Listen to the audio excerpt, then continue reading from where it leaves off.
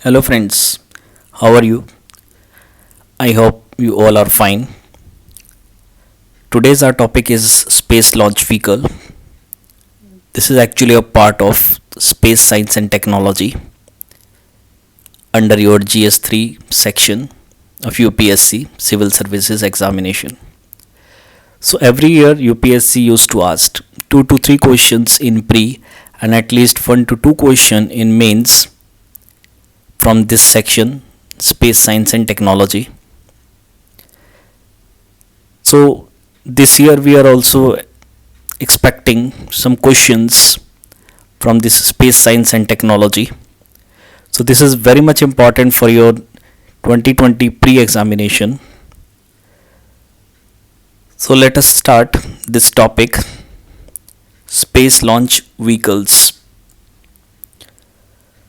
So we will cover topics. First, basic concepts related to the space launch vehicles as well as orbits. Second is types of orbits. Third is geostationary and geosynchronous satellites. What is the basic difference between the geosynchronous and geostationary satellites? Fourth, we will see the methods to reduce weight of the launch vehicle. Okay, so the main problem in the launching is the weight of the launch vehicle.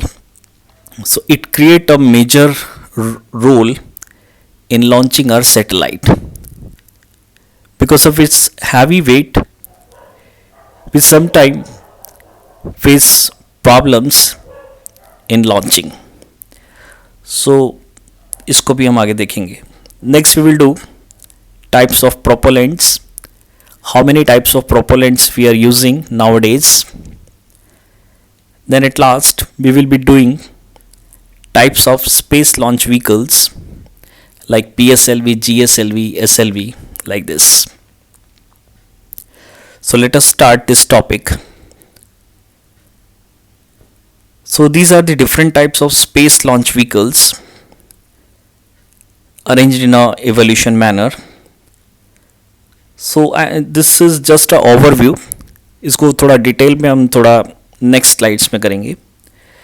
Just the first space launch vehicle that was developed was SLV-3. So the first main thing is which organization or which institution is responsible for the production of the launch vehicles. That is Vikram Sarabhai Space Center, Thiruvananthapuram. So this Vikram Sarabhai Space Center actually developed all the space launch vehicles. Then they sent these launch vehicles to the Sriharikota Satish Dhawan Space Center, Andhra Pradesh, the space launch pad. So there are two launch pads in Satish Dhawan Space Center, Sriharikota, Andhra Pradesh, that is FLP, first launch pad, and second is SLP, second launch pad.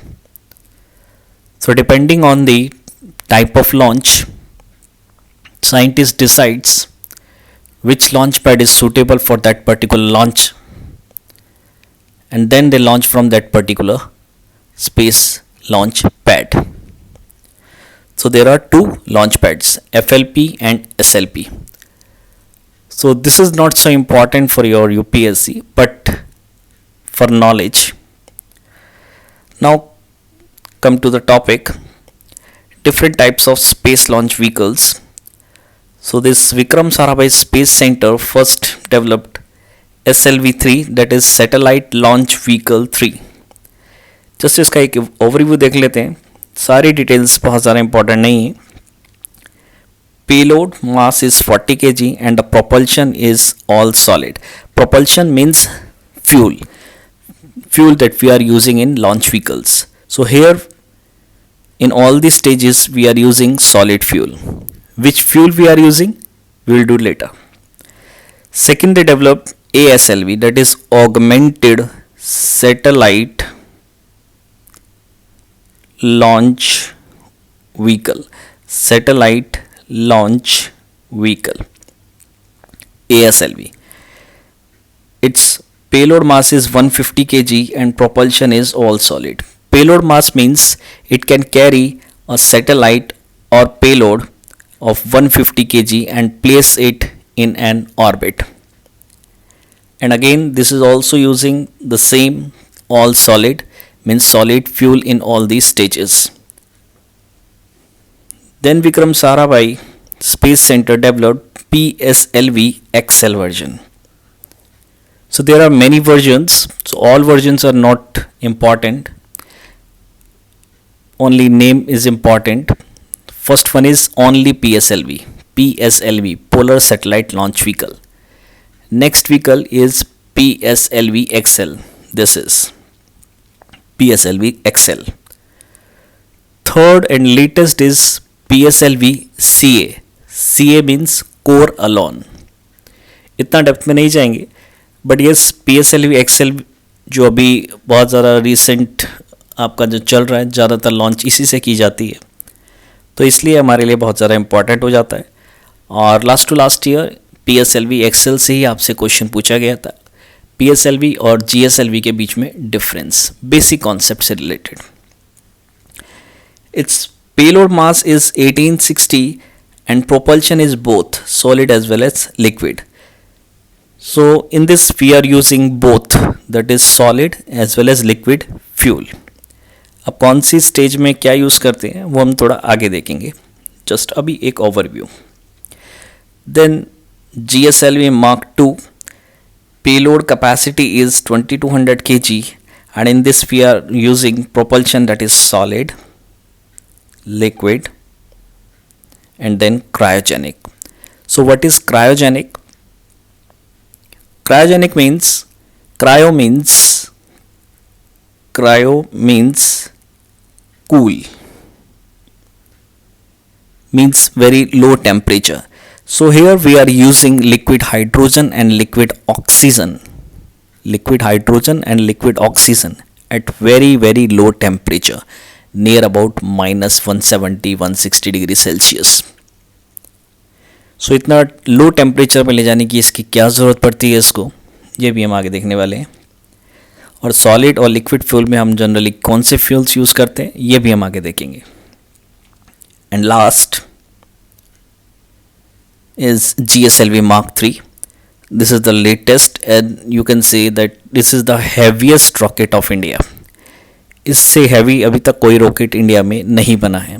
इसका wait है 640 turns और fuel इसमें और add कर लिया जाएगा तो इसका 800 टन से ज़्यादा इसका वेट हो जाएगा. 800 टन्स का मतलब है 8 लाख kg. आप सोचिए, if you throw a object, just a ball, consider a ball, if you throw a object और ball in vertically upward direction just with your hands, and if you are exerting entire energy, whatever you have, जितनी भी energy आपके पास है वो आपने पूरा उस पर लगा दिया. So up to which height you can throw that particular object? Hardly 50-60 meters. आप सोचिए 100 ग्राम या 200 ग्राम का जो वेट है उसको आप जस्ट 50 to 60 मीटर्स तक ही थ्रो कर पाते अपवर्ड डायरेक्शन में.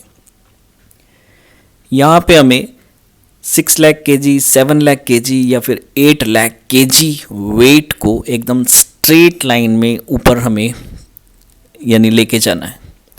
तो आप सोचिए कितना बड़ा हमें इंजन चाहिए और कितनी ज़्यादा एनर्जी चाहिए. सो इसीलिए जनरल टर्म आपने सुना भी होगा सरकास्टिकली कि रॉकेट साइंस से समझ में नहीं आएगा. रॉकेट साइंस मीन्स ये थोड़ा कॉम्प्लिकेटेड होता है, बट जितना हो सकेगा मैं आपको बहुत ही ईजी लेमन लैंग्वेज में समझाने की कोशिश करूँगा. So under this GSLV Mark III, the latest cryogenic rocket, the payload capacity is 4000 kg. इससे रिलेटेड ही वो क्वेश्चन था जो लास्ट ईयर आया था, last to last year sorry. The propulsion is solid, liquid, cryogenic again. तो ये cryogenic और ये क्रायोजेनिक, इन दोनों में क्या डिफरेंस है? ये कंप्लीटली इंडिजीनियस है प्लस में हैवी है. This is heavy. That's why its payload capacity is 4000 kg. यानी इस इंजन की वजह से, क्रायोजेनिक इंजन की वजह से हम 4000 किलो वाले सैटेलाइट को GEO ऑर्बिट, जियो सिंक्रोनस अर्थ ऑर्बिट में प्लेस कर सकते हैं. यानी 36,000 किलोमीटर हाइट पे हम इसको प्लेस कर सकते हैं. वहीं पे इन दोनों में जो मेन डिफरेंस है वो पेलोड कैपेसिटी का ही है. तो the payload capacity of GSLV Mark II is 2200 and here GSLV Mark III is 4000. आपको जो 1800 kg का डिफरेंस लग रहा है ये एक बहुत बड़ी बात है. स्पेस लॉन्च व्हीकल्स में अगर आप 1 kg कैपेसिटी भी इंक्रीज़ कर पाएँ तो उसके लिए आपको बहुत ज़्यादा मॉडिफिकेशंस करने पड़ते हैं. इकोनॉमिकली नहीं वो आपका सही रहता, पैसा ज़्यादा लगेगा, हाइट बढ़ाना पड़ेगा, बहुत ज़्यादा प्रॉब्लम्स हो जाती हैं. और यहाँ हमने 1800 kg एक्स्ट्रा ऐड किया है, तो आप सोच सकते हैं कि टेक्नोलॉजी हमने एंटायरली डिफरेंट ही यूज़ की है. Then some important points. So this Vikram Sarabhai Space Center located in Thiruvananthapuram is responsible for the design and development of launch vehicles. So this Vikram Sarabhai Space Center जो कि थिरुवनंतपुरम में है, ये design करता है और यही डेवलपमेंट करता है. उसके बाद इसरो जो सैटेलाइट्स बनाता है, तो सैटेलाइट्स इसरो बनाता है, विक्रम साराभाई स्पेस सेंटर ये बनाता है लॉन्च व्हीकल्स. फिर इन दोनों को असेंबल कर लिया जाता है श्रीहरिकोटा में, आंध्र प्रदेश में, और वहाँ लॉन्च पैड से उसको लॉन्च कर दिया जाता है. नेक्स्ट इज लॉन्चर्स और launch vehicles. Why we use space launch vehicles?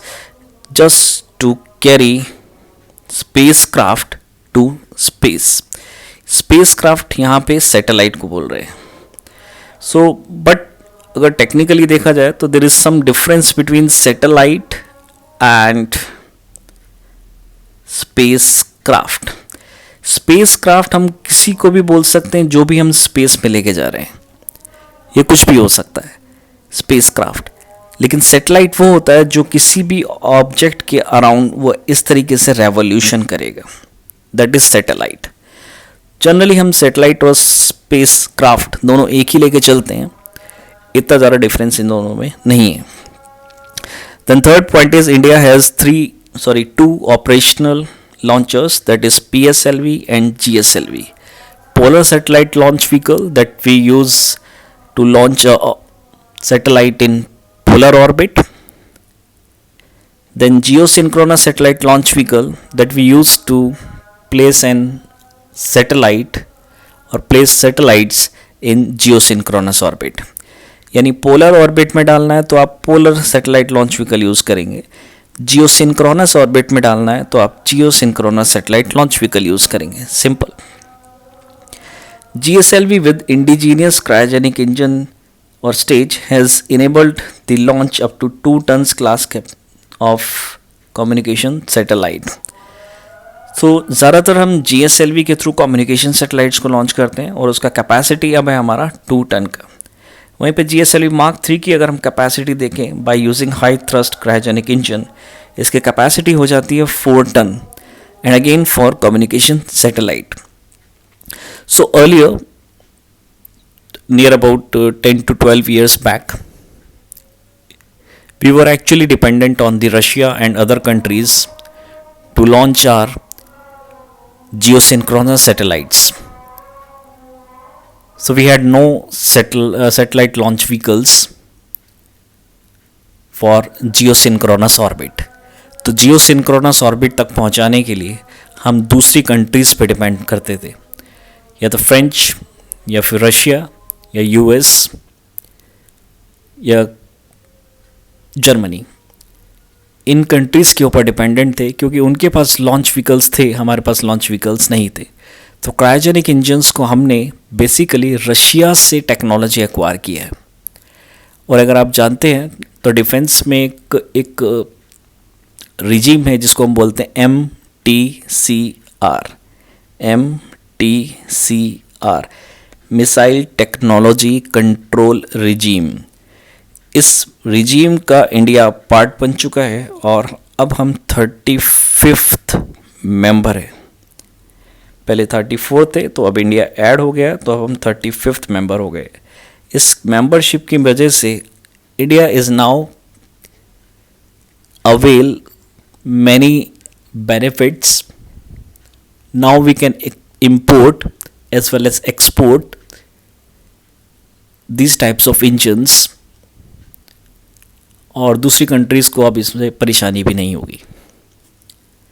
So now we can avail many services, many softwares, hardwares. तो बहुत सारी चीज़ें आजकल हम MTCR के मेंबरशिप मिलने के बाद एक्सेस कर पा रहे हैं। उससे पहले जब हम MTCR मेंबर नहीं थे तब कोई भी कंट्री हमें नई टेक्नोलॉजी देने को तैयार नहीं था, लेकिन MTCR जब से हमने साइन किया है, 35 नेशंस हैं इसमें, इंडिया 35th है, उसके बाद से हम इन चीज़ों को एक्सेस कर पा रहे हैं और इसी वजह से GSLV Mark 3 हमने फुल्ली डेवलप कर लिया है। पहले हमारे पास सिर्फ GSLV Mark 2 था, वो भी हमने रशिया की असिस्टेंस से ही बनाया था, बट इंडिया में बनाया था, बट कैपेसिटी जस्ट 2 टन्स था। बट अब जो हमारा 4 ton capacity satellite launch vehicle है वो हमने खुद इंडिजीनियसली डेवलप किया है, क्योंकि हमारे पास अब क्रायोजेनिक इंजन है जिसका टेक्नोलॉजी हमने रशिया से हाई एंड टेक्नोलॉजी एक्वायर किया है। चलिए आगे बढ़ते हैं। So concept behind this launching. So इसके लिए हम आपको एक छोटा सा एग्जाम्पल देते हैं। Suppose if a boy is throwing a object in horizontal direction. This is surface and this boy is standing on this surface. एक लड़का है, एक बॉय है, वो एक सरफेस के ऊपर खड़ा है and he is throwing a object in horizontal direction. So what happened? This object will travel this motion, that is projectile motion, and finally fall back on the surface of the earth. But if we further extend imaginary line, यानी इसी pattern को follow करके अगर हम एक imaginary line बनाएं, so this will form a circle. 100% circle नहीं बनेगा, लेकिन नियर अबाउट सर्कल बनेगा जिसका एक रेडियस होगा, that is R1। Suppose if we throw with high speed, then no problem, again it will follow a bigger projectile but again fall back on the surface of the earth. Then again if we extend imaginary line by following the same pattern, then it will follow another radius, that is R2. Then again if this boy throw object with very high speed in horizontal direction, again it will fall back on the surface of earth, and again if we extend this imaginary lines, so there will be another R, that is R3. So इससे हम क्या समझ पा रहे हैं, जितना हम this R3 is more than R2 is more than R1। जैसे जैसे हम अपना स्पीड बढ़ाते जा रहे हैं हमारा रेडियस बढ़ता जा रहा है। ये पोर्शन हमारा ये इमेजिनरी है, अभी इसमें ऐसा फॉलो नहीं किया, फॉलो इसने जस्ट ये वाला पाथ किया है, ये बाकी हमने इसको इमेजिनरी बनाया। फॉलो सिर्फ इतना पाथ करेगा, बाकी इमेजिनरी है। फॉलो सिर्फ इतना बात करेगा, बाकी इमेजिनरी है। बट हर बार जैसे जैसे हम स्पीड इसकी बढ़ाते जा रहे हैं, इसका जो रेडियस है वो बढ़ता जा रहा है। ऐसा नहीं होगा कि हमने कोई ऑब्जेक्ट हॉरिजॉन्टली थ्रो किया और वो हमेशा हॉरिजॉन्टली ही चलता रहे। ओके, न्यूटन का एक लॉ है, Newton's first law of motion, जो ये बोलता है कि अगर हम किसी भी बॉडी को हॉरिजॉन्टली थ्रो करेंगे तो वो हमेशा हॉरिजॉन्टल डायरेक्शन में ही चलती रहेगी।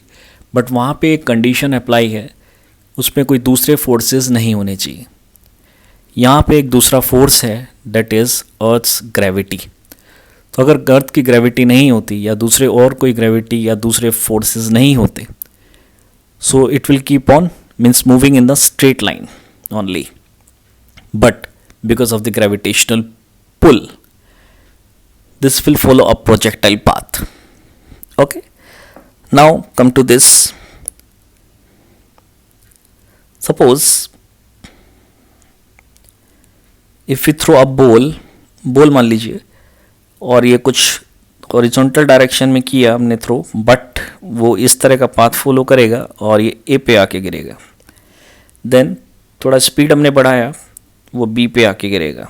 देन और स्पीड हमने बढ़ाया, अब ये फॉल नहीं करेगा, it will keep on revolving around the earth continuously, एक ही स्पीड से अब ये कॉन्टिन्यूसली थ्रू आउट लाइफ ऐसे ही मूव करता रहेगा।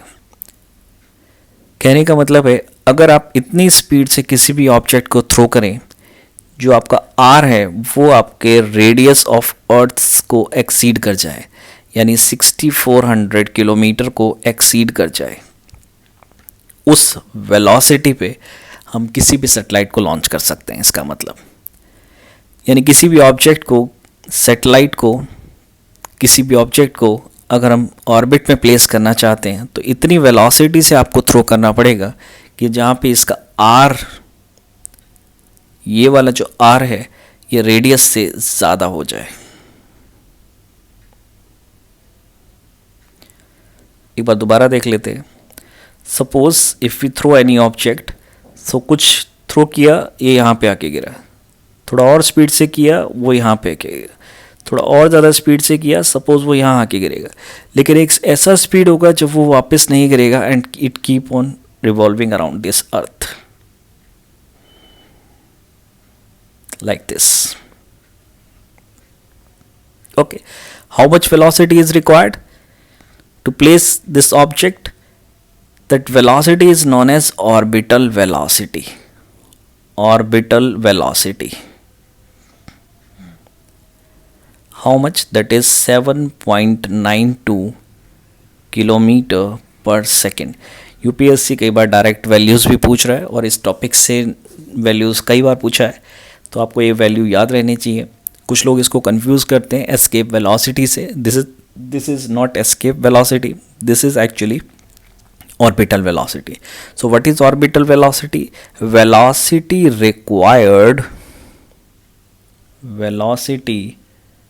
required to place any object in an orbit. Okay, एक ऐसा वेलोसिटी जिसमें हम किसी भी ऑब्जेक्ट को ऑर्बिट में ले आए, और ये कब होगा? जब ये जो आर है आपका 64 से ज़्यादा हो जाए, और ये आर 64 से ज़्यादा कब होगा? जब स्पीड आपका 7.92 किलोमीटर पर सेकेंड होगा। Okay, yes.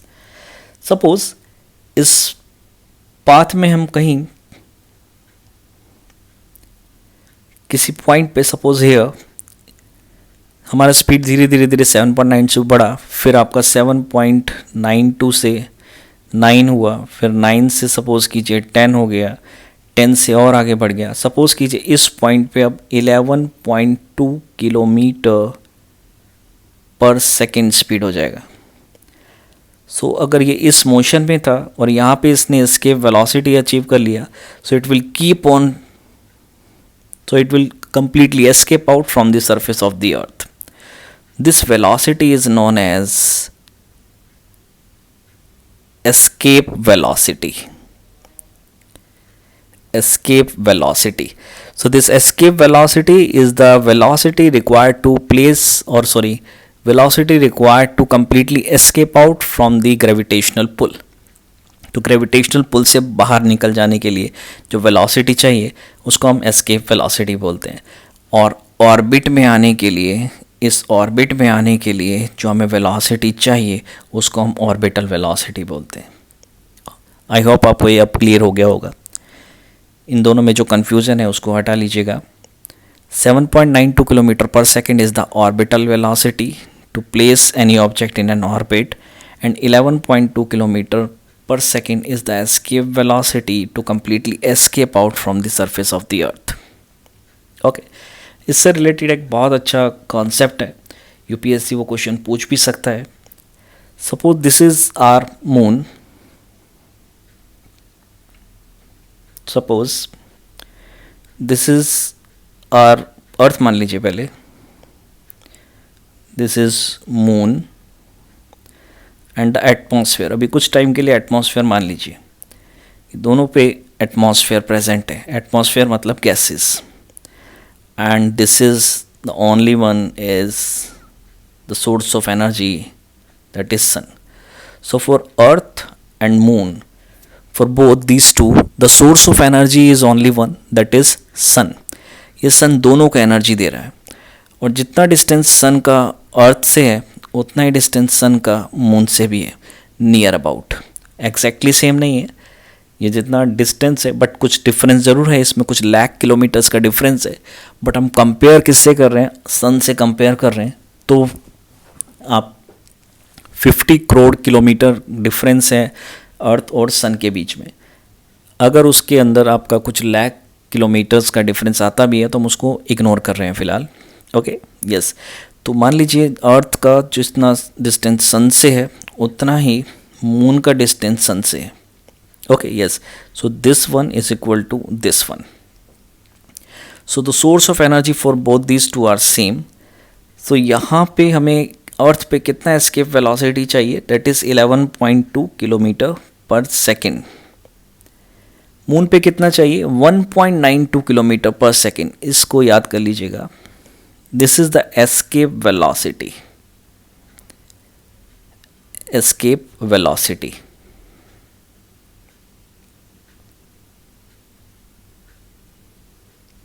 Okay, yes. So here we need 1.92 kilometer per second. Here we need 11.2 kilometer per second to completely escape out. So the source of energy is same. यहाँ भी वही है, यहाँ भी वही है. तो क्या होगा, यहाँ के जो एयर पार्टिकल्स हैं, मून के जो एयर पार्टिकल्स हैं, they easily acquired, sorry,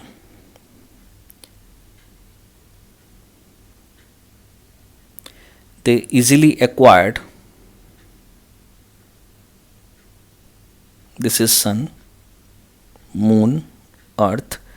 सो इसके आसपास की जो एटमॉस्फेयर के जो गैसेस पार्टिकल्स थे उन्होंने एस्केप वेलोसिटी एक्वायर कर लिया, दैट इज़ 1.92, और वो एस्केप हो गए कम्प्लीटली. इसलिए there is no atmosphere around the moon.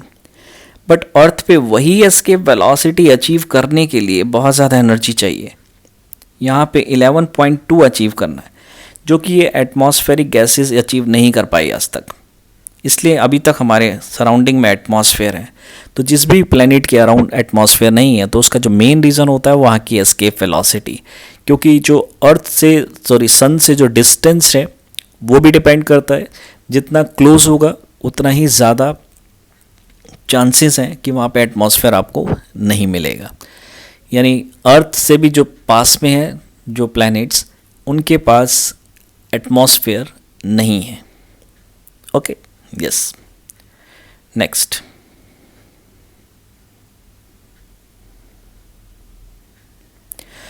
Geostationary and geosynchronous satellite, ये कॉन्सेप्ट है, आपको थोड़ा समझना पड़ेगा इसमें. Yes, so there is a formula that is V equals to under root gm by r. V equals to under root gm by r. Suppose this is our earth, axis of rotation, equatorial orbit is this. Okay, yes. तो ये क्या बोलता है, अगर हम अर्थ के कुछ distance पे है, दिस इज एक्चुअली r. यहाँ से ये सेंटर से डिस्टेंस है, दिस इज एक्चुअली r. तो अगर आपको वेलोसिटी निकालनी है इस ऑर्बिट में, इस ऑर्बिट में वेलोसिटी क्या होगा, तो हम निकाल सकते हैं v equals to under root G M by R से. ओके यस, तो इससे आपको सामने से सीधा पता चल रहा है कि अगर r का वैल्यू ज़्यादा होगा तो वेलोसिटी कम होगा, वेलोसिटी कम होगा तो डिस्टेंस ट्रेवल करने में टाइम ज़्यादा लगेगा। ओके यस, इस कॉन्सेप्ट पे क्वेश्चन आ जाता है, इसलिए थोड़ा सा फोकस कर लीजिएगा। अगर हम रेडियस बढ़ाते हैं तो हमारा वेलोसिटी कम हो जाएगा through this formula and time period of revolution will increase. Okay yes, ये एक सिंपल सा कॉन्सेप्ट है। अगर हम बात करें इस ऑर्बिट में, सपोज कीजिए एक ऑब्जेक्ट है जिसका वेट है 10 kg, satellite, 10 kg satellite, and here we have a planet in the same orbit and its weight is 10 lakh kg। वैसे बहुत कम है लेकिन मान लीजिए 10 lakh kg। So there is one planet whose weight is 10 lakh kg and there is one satellite whose weight is 10 kg. They both are in the same orbit at the same distance from the earth. Suppose this distance is 400 kilometer, this distance is also 400 kilometer. So earth से दोनों का ही distance 400 kilometer है। तो इन दोनों का आप velocity बता सकते हैं क्या होगा, दोनों में difference क्या होगा, उस difference को हम बोलते हैं रिलेटिव वेलोसिटी। रिलेटिव वेलोसिटी, यहाँ पे रिलेटिव वेलोसिटी होगा ज़ीरो।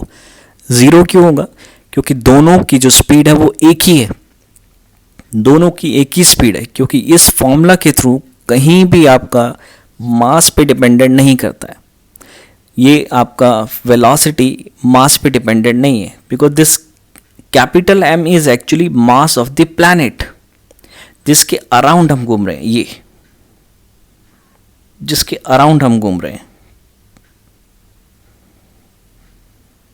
ये है एक्चुअली। तो इस ऑब्जेक्ट का मास और इस ऑब्जेक्ट का मास मैटर नहीं करता है। तो कितने भी अगर आपका हैवी ऑब्जेक्ट हो या फिर कितना भी लाइट ऑब्जेक्ट हो, दोनों अगर एक ही ऑर्बिट पे हैं तो एक ही स्पीड से चल रहे होंगे और वो दोनों एक दूसरे को कभी चेज ही नहीं कर पाएंगे, क्योंकि दोनों के बीच में जो वेलोसिटी डिफरेंस है वो ज़ीरो है, क्योंकि दोनों एक ही स्पीड से चल रहे हैं। It's like Tom and Jerry. Tom भी अगर उसी स्पीड से जा रहा है, जेरी भी अगर उसी स्पीड से जा रहा है, तो जेरी कभी भी उसको चेज नहीं कर पाएगा, उसको कभी पकड़ नहीं पाएगा। बिल्कुल ऐसा ही होता है। तो कभी कोई सैटेलाइट हो या फिर कोई बहुत ही बड़ा एस्टेरॉयड हो या फिर कोई भी बड़ा प्लैनेट हो, एक ऑर्बिट में एक ही स्पीड रखते हैं, क्योंकि इस फॉर्मूला के थ्रू हमें पता चलता है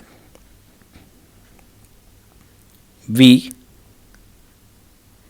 equals to gm by r, where r is the distance from the center, g is universal gravitational constant, इसका भी हमें ज़रूरत नहीं है।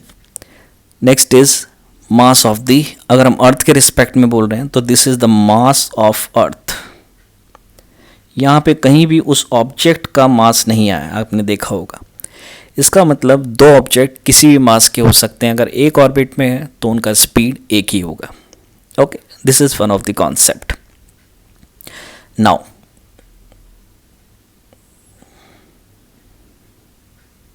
Suppose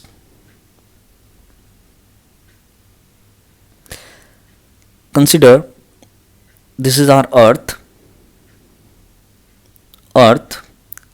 and this is one of the orbit.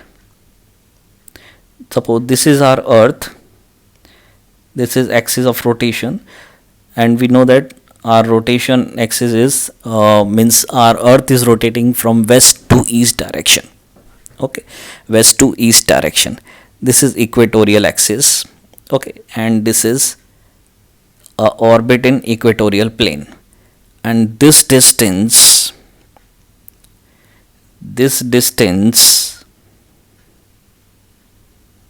is 400 kilometre. हम 400 किलोमीटर क्यों ले रहे हैं, क्योंकि इसी ऑर्बिट में हमारा प्रेजेंट होता है इंटरनेशनल स्पेस स्टेशन। सो आप बता सकते हैं कि ISS इतनी हाइट पे कितना स्पीड होता है, उसका स्पीड निकालना हमारे लिए बहुत ज़रूरी नहीं है, but how much time this ISS take in one revolution. एक पूरा रेवोल्यूशन लगाने के लिए ISS कितना टाइम लेता है अर्थ के चारों तरफ 400 किलोमीटर ऑर्बिट में, दैट इज़ 96 मिनट्स। सिर्फ नियर अबाउट आप बोल सकते हैं 1.5 आवर, यानी डेढ़ घंटे के अंदर ये पूरा एक ऑर्बिट लगा लेता है। यानी एक दिन के अंदर अगर हम इसको 24 से डिवाइड करें, 24 आवर्स से 96 मिनट्स को अगर हम डिवाइड करें तो it is near about 15 times. So one international space station इसमें टोटल 22 कंट्रीज इसके पार्टिसिपेंट कंट्रीज हैं, and main countries are Russia and US as well as China. China is also developing their own ISS. उन्होंने develop भी कर लिया है, अभी उसका फंक्शनिंग ठीक से चालू नहीं है, क्योंकि जो उन्होंने फर्स्ट बनाया था डेट इज़ टाइंगोंग 1, वो कम्प्लीटली फेल हो गया था, उसके पीसीज नीचे की तरफ आ रहे थे। तो बहुत सारे साइंटिस्ट लोग वहाँ पे डर गए थे कि अब ये पार्टिकल्स अर्थ की तरफ आएंगे। तो साइंटिस्ट ने बताया कि अर्थ की तरफ ये जब ये पार्टिकल्स आएंगे तो एयर के फ्रिक्शन की वजह से कंबस्ट आउट हो जाएंगे, डरने की कोई ज़रूरत नहीं है। तो जनरली ऐसा ही होता है, जब भी कोई पार्टिकल ऊपर से नीचे की तरफ आता है, चाहे वो मीटियोराइट हो, मीटियोर्स, कॉमेट, वो जब भी एयर के कांटेक्ट में आता है तो एयर से फ्रिक्शन की वजह से उसका टेम्परेचर इंक्रीज़ हो जाता है और वो बर्न आउट हो जाते हैं, और कंबस्ट होने के बाद वो एयर में मिक्स हो जाते हैं। So they will not harm you. Okay, so our ISS international space station whose revolution time period is 96 minutes. Okay, तो कल्पना चावला और राकेश शर्मा ये कहाँ जाते हैं? ISS। कितनी हाइट पे? 400 किलोमीटर हाइट पे। ओके, इससे एक कॉन्सेप्ट आपको निकल के आता है। अब आपका सपोज कीजिए आपका अर्थ axis of rotation equatorial orbit, तो हम बात कर रहे हैं ये 400 किलोमीटर हाइट पे। This is 400 kilometre. So at 400 kilometer, time taken is 96 minute. By which formula? V equals to under root gm by r. If we further increase the orbit size, r की value बढ़ा दी हमने, तो वही बताया हमने, r का value बढ़ेगा तो वेलोसिटी कम हो जाएगा और टाइम टेकन बढ़ जाएगा। तो इसके अंदर सपोज कीजिए अब ये डिस्टेंस हमने लिया, इसका डिस्टेंस है 2000 किलोमीटर, तो डेफिनेटली इसका टाइम 96 मिनट से ज़्यादा होगा। सपोज कर लीजिए इसका जो टाइम है suppose 4 hours. Now we further increase the size, तो एक ऐसा ऑर्बिट आएगा जिसमें आपका टाइम पीरियड हो जाएगा आपका 24 आवर्स, 24 आवर्स, यानी same as the rotation time period of earth. So the orbit at which the time period of revolution is 24 hour, that orbit is known as geosynchronous orbit. Geosynchronous orbit. Okay, geosynchronous orbit. और ये कितनी height पे होगा? जैसे 400 height पे 96 minute, 2000 पे 4 hours, ऐसे ही 24 hours कितनी हाइट पे होगा? That is 36,000 kilometre. 36,000 किलोमीटर, यानी इस ऑर्बिट में आप कोई भी अगर ऑब्जेक्ट है तो वो जो टाइम पीरियड लेगा वो होगा 24 आवर्स 36,000 किलोमीटर हाइट पे। अब डिफरेंट बुक्स में आपको डिफरेंट वैल्यू दिख सकती हैं। तो 36,000 किलोमीटर कहीं पे आपको 35,000 समथिंग दिखेगा, तो आप उसको अप्रॉक्स वैल्यू लेके चलेंगे। एग्जैक्ट वैल्यू आपको किसी को भी ठीक से नहीं पता है। यूपीएससी भी आपको एग्जैक्ट वैल्यू नहीं पूछेगा, लेकिन यस, नियर अबाउट वैल्यू वो 2-3 बार पूछ चुका है लास्ट 10 to 12 ईयर्स में। 3 या 4 बार ये क्वेश्चन आ चुका है। Okay, yes.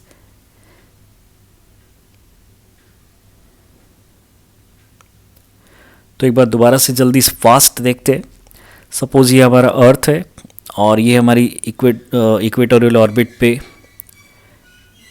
36,000 किलोमीटर हाइट पे एक ऑर्बिट है जिसको हम बोलते हैं GEO, geosynchronous earth orbit. Geosynchronous earth orbit, geosynchronous earth orbit. और इसकी जो डिस्टेंस है, दिस इज़ एक्चुअली 36,000 किलोमीटर। कितने टाइम में? 24 आवर टाइम पे। Okay, 24 hour time period. तो जियोसिंक्रोनस और जियो स्टेशनरी में क्या डिफरेंस है, एक बार फास्ट हम थोड़ा देख लेते हैं। सपोज ये हमारा एक ऑर्बिट है एग्जैक्टली इक्वेटर पे, एग्जैक्टली इक्वेटर पे। ये कितनी हाइट पे? 36,000 kilometre and time period is 24 hour. So this orbit is known as geosynchronous orbit. Okay, yes, geosynchronous orbit. अब सपोज कीजिए एक दूसरा ऑर्बिट है,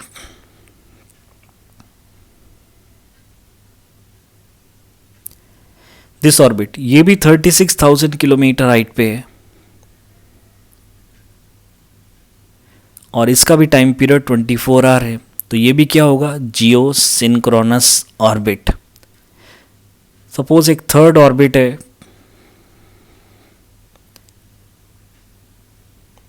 ये भी 36,000 किलोमीटर पे है और इसका भी टाइम पीरियड 24 आवर है। इसका मतलब all these three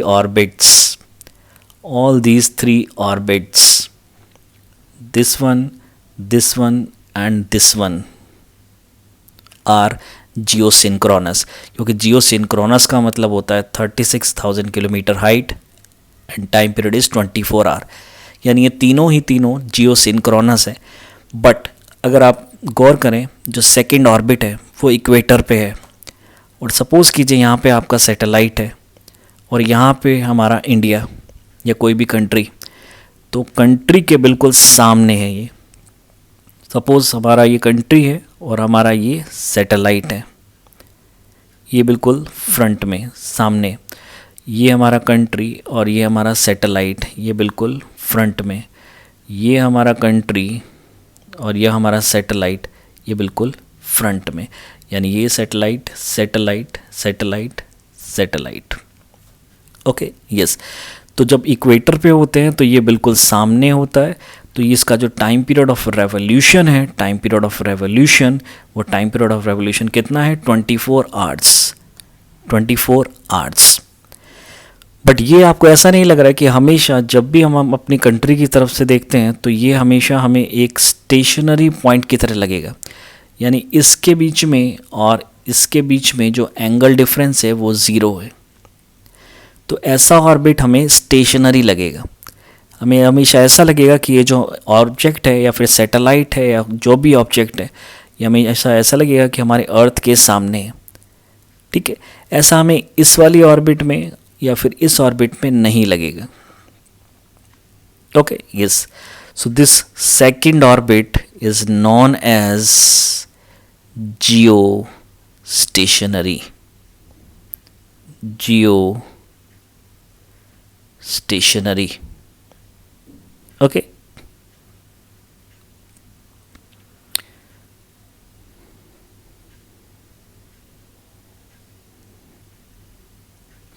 so first, second, third, all are 1, 2, 3, all are geosynchronous.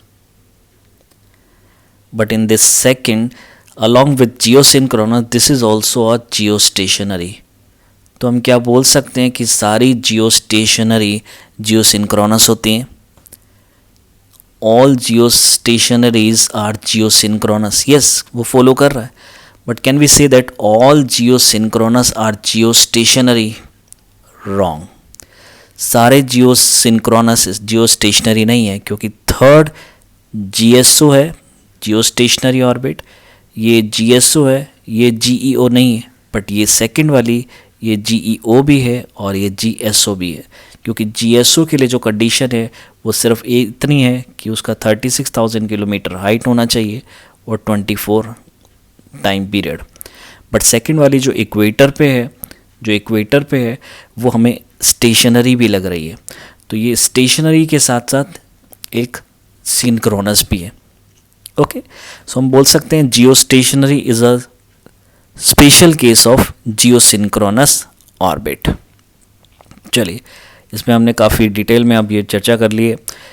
I hope आपको अब ये समझ में आ गया होगा जियो स्टेशनरी और जियो सिंक्रोनस सैटेलाइट में डिफरेंस क्या होता है। दोनों ही 36,000 किलोमीटर पे होगा और 24 आवर टाइम पीरियड पे होगा, लेकिन जो इक्वेटर पे जो ऑर्बिट है वो हमें जियो सिंक्रोनस के साथ साथ जियो स्टेशनरी भी लगेगी, इसलिए geostationary is a special case of the geosynchronous. Next हम जल्दी जल्दी बात कर लेते हैं अभी speed of the space vehicles हम किस में मेजर करते हैं। So we measure the speed of the space vehicles in Mach.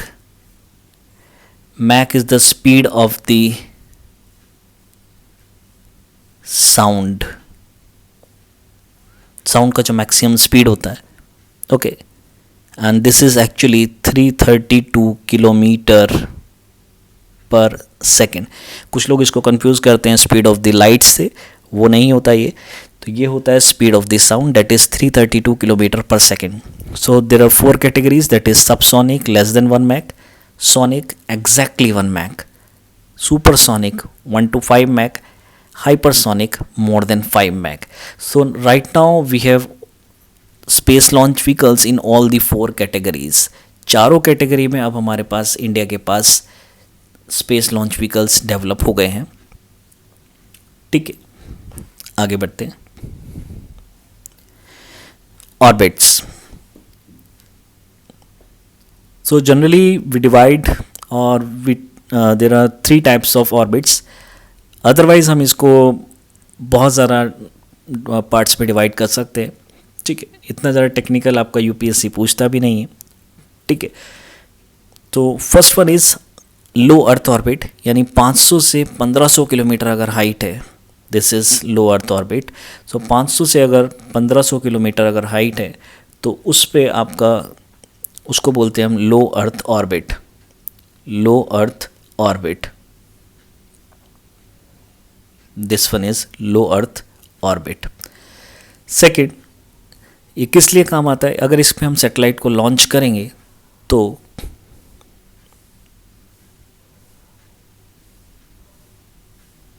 One second, इसमें अगर हम सैटेलाइट को लॉन्च करेंगे तो वो हमें रिमोट सेंसिंग की फैसिलिटी देगा, natural resource management, disaster management और भी बहुत सारी चीज़ें हम कर सकते हैं डिफेंस से रिलेटेड।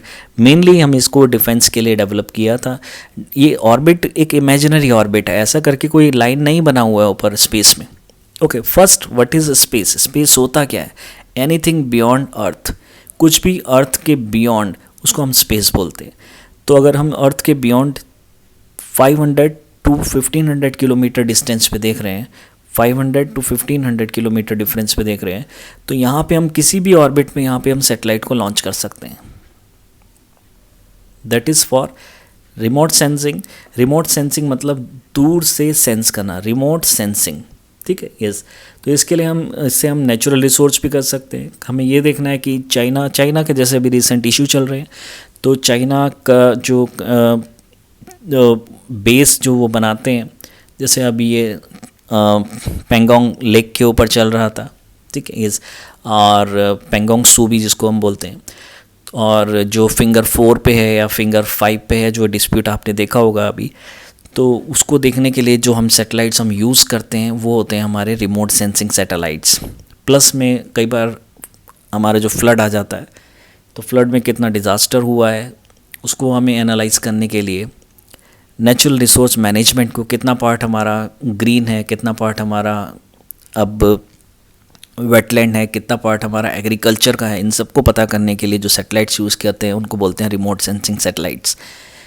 तो जितना क्लोज होगा उतना ही अच्छा क्लोज व्यू आएगा, इसलिए इनको हम थोड़ा छोटी वाली ऑर्बिट में रखते हैं, that is 500 to 1500 kilometre. Okay, तो क्या आप बता सकते हैं ISS कौन सी ऑर्बिट में होगा? ISS भी लो अर्थ ऑर्बिट में ही होगा, यानी हम जनरली 500 to 1500 किलोमीटर कंसिडर किया है, बट कुछ भी चीज़ जो 1500 से कम होगा वो लो अर्थ ऑर्बिट के अंदर आएगा।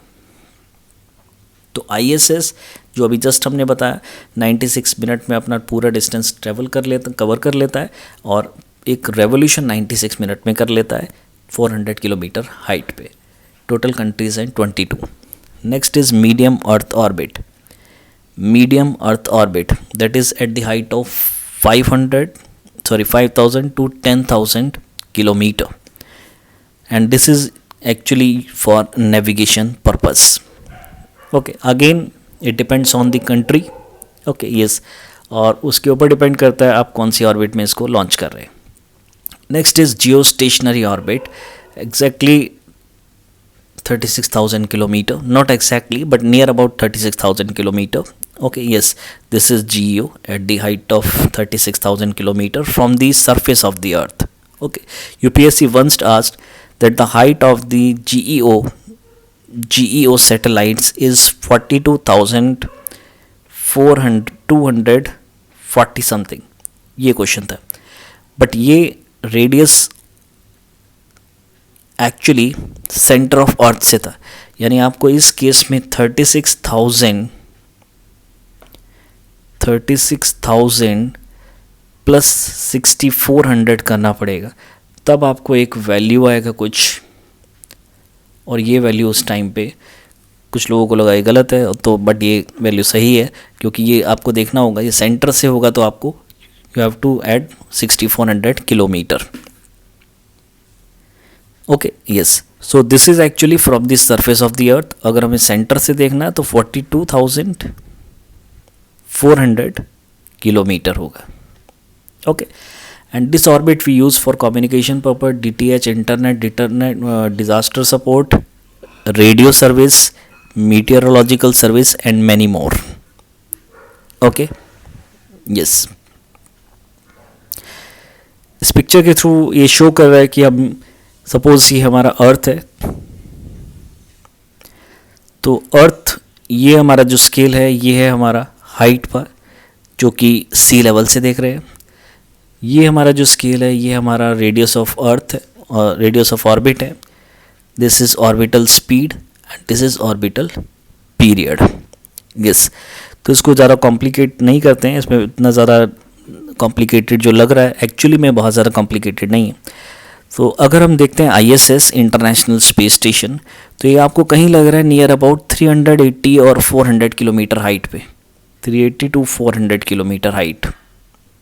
Okay, yes, so 380 to 400 kilometre height पे इसका जो स्पीड होगा समथिंग 25 के आसपास आपको दिख रहा है, ठीक है। यस, और जो टाइम पीरियड है वो आप सोचिए, यहाँ कुछ टाइम पीरियड है इसका, तो बहुत इस स्केल में अगर हम देखें तो बहुत कम टाइम आ रहा है, ये कितना होगा नियर अबाउट 96 मिनट। ऐसे हम हबल टेलीस्कोप जो कि US का टेलीस्कोप है उसका देखें तो इसका थोड़ा ज़्यादा है। ऐसी ग्लोनास का देखें जो कि नेविगेशन सिस्टम है रशिया का, अगर हम उसको देखें तो नियर अबाउट वो कितनी हाइट पे है, ये तो हाइट कैसे पता चलेगा आपको यहाँ से, तो ये नियर अबाउट 22,000 किलोमीटर हाइट पे है, और इस हाइट पे कितना टाइम लगता है, नियर अबाउट 10 आवर्स लगते हैं। तो 400 किलोमीटर पे 96 मिनट लगते हैं, तो इतनी हाइट पे आपको इतना लगेगा।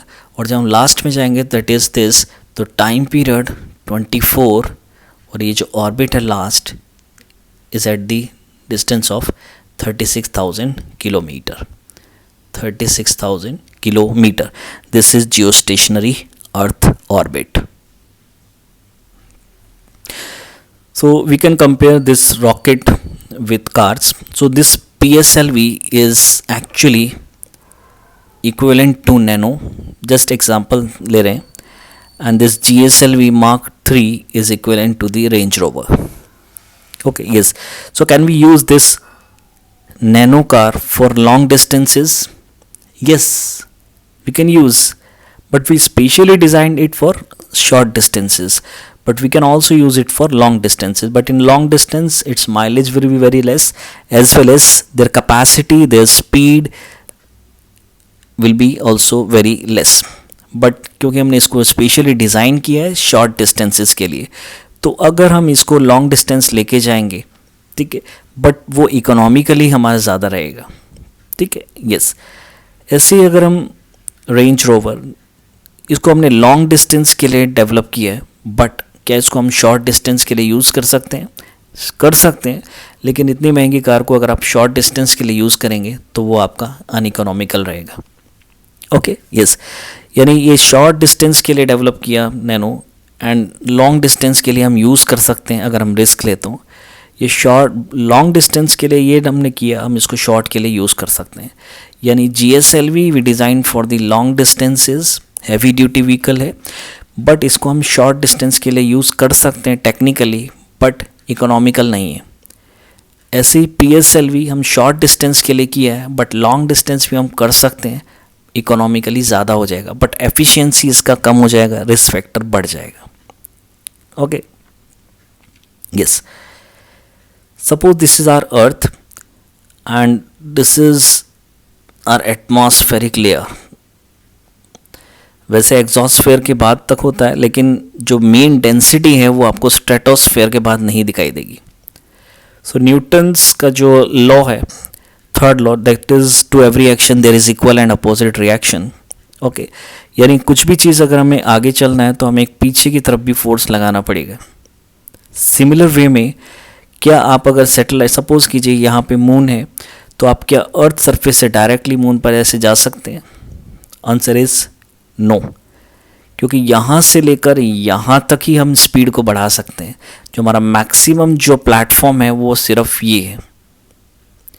इतनी डिस्टेंस में अगेंस्ट ग्रेविटी, इतना हैवी वेट, इस पॉइंट पे इतनी वेलोसिटी अचीव नहीं कर सकता कि वो आगे डिस्टेंस इतना ज़्यादा ट्रैवल कर ले, जो कि क्रोड्स में है। ओके, तो हमें डिस्टेंस ट्रैवल करने के लिए एक मैकेनिज्म यूज़ करना पड़ता है। सपोज ये हमारा अर्थ है, तो हम इस प्लेटफॉर्म से ज़्यादा, यानी एटमॉस्फेयर से ज़्यादा, ये हमारे पास प्लेटफॉर्म नहीं है, तो हम ऐसे नहीं जा सकते हैं। तो हम क्या यूज़ करते हैं? एक वे यूज़ करते हैं, हम अर्थ के चारों तरफ ही यहाँ घूमते हैं ताकि हमारी स्पीड बढ़ जाए, और फिर हम ऐसे लॉन्च करते हैं। ओके, तो हम जो मोमेंटम जो हमें गेन करना है, स्पीड जो हमें गेन करनी है, वो विद इन एटमॉस्फेयर करनी होती है, चाहे वो PSLV है चाहे वो GSLV है। आइदर वी टेक PSLV और we take GSLV। Okay, PSLV और GSLV। सो फाइनली एटमॉस्फेयर हमारी लास्ट लिमिट होती है, जिसके बियॉन्ड हम अपने लॉन्च व्हीकल की स्पीड बढ़ा नहीं सकते। सो ये हमारा सपोज मैक्सिमम डेंसिटी जहाँ तक प्रेजेंट है एटमॉस्फेयर की, दैट इज़ थर्मोस्फेयर और near to the exosphere. So this is our earth. So हम मैक्सिमम लिमिट जो बढ़ा सकते हैं वो सिर्फ यहाँ तक हम बढ़ा सकते हैं, इस लिमिट तक। यानी इस एटमॉस्फेयर के अंदर अंदर हम अपनी स्पीड बढ़ा सकते हैं, बियॉन्ड उसके हम अपनी स्पीड नहीं बढ़ा सकते। अब सपोज़ कीजिए ये हमारा earth and this is our maximum limit और edge of the atmosphere beyond which we can't increase our speed. So first we launch our vehicle like this. तो पहले कुछ राउंड्स लगाते हैं ताकि हमारी स्पीड विद इन एटमॉस्फेयर बढ़ पाए, यानी जितना ज़्यादा हम डिस्टेंस ट्रैवल करेंगे उतनी ज़्यादा फाइनल वेलोसिटी ज़्यादा होगी। और सपोज़ कीजिए फाइनली हमने यहाँ से ऐसे लॉन्च कर दिया, तो इस पॉइंट पे यानी at the edge of the atmosphere, this PSLV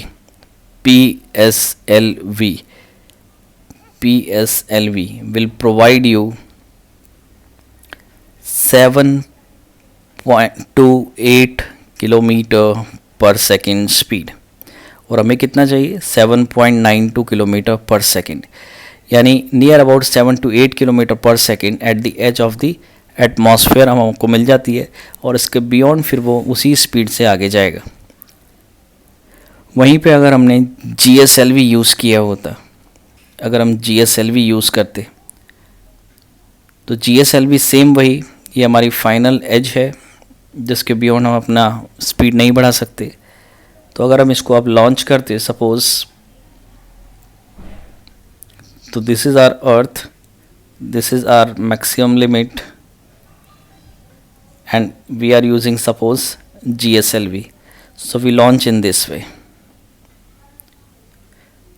First we take round around the earth only, then कुछ वेलोसिटी अचीव हो जाएगी बहुत ज़्यादा राउंड लगाने की वजह से, और फिर हम इस तरीके से लॉन्च कर देंगे।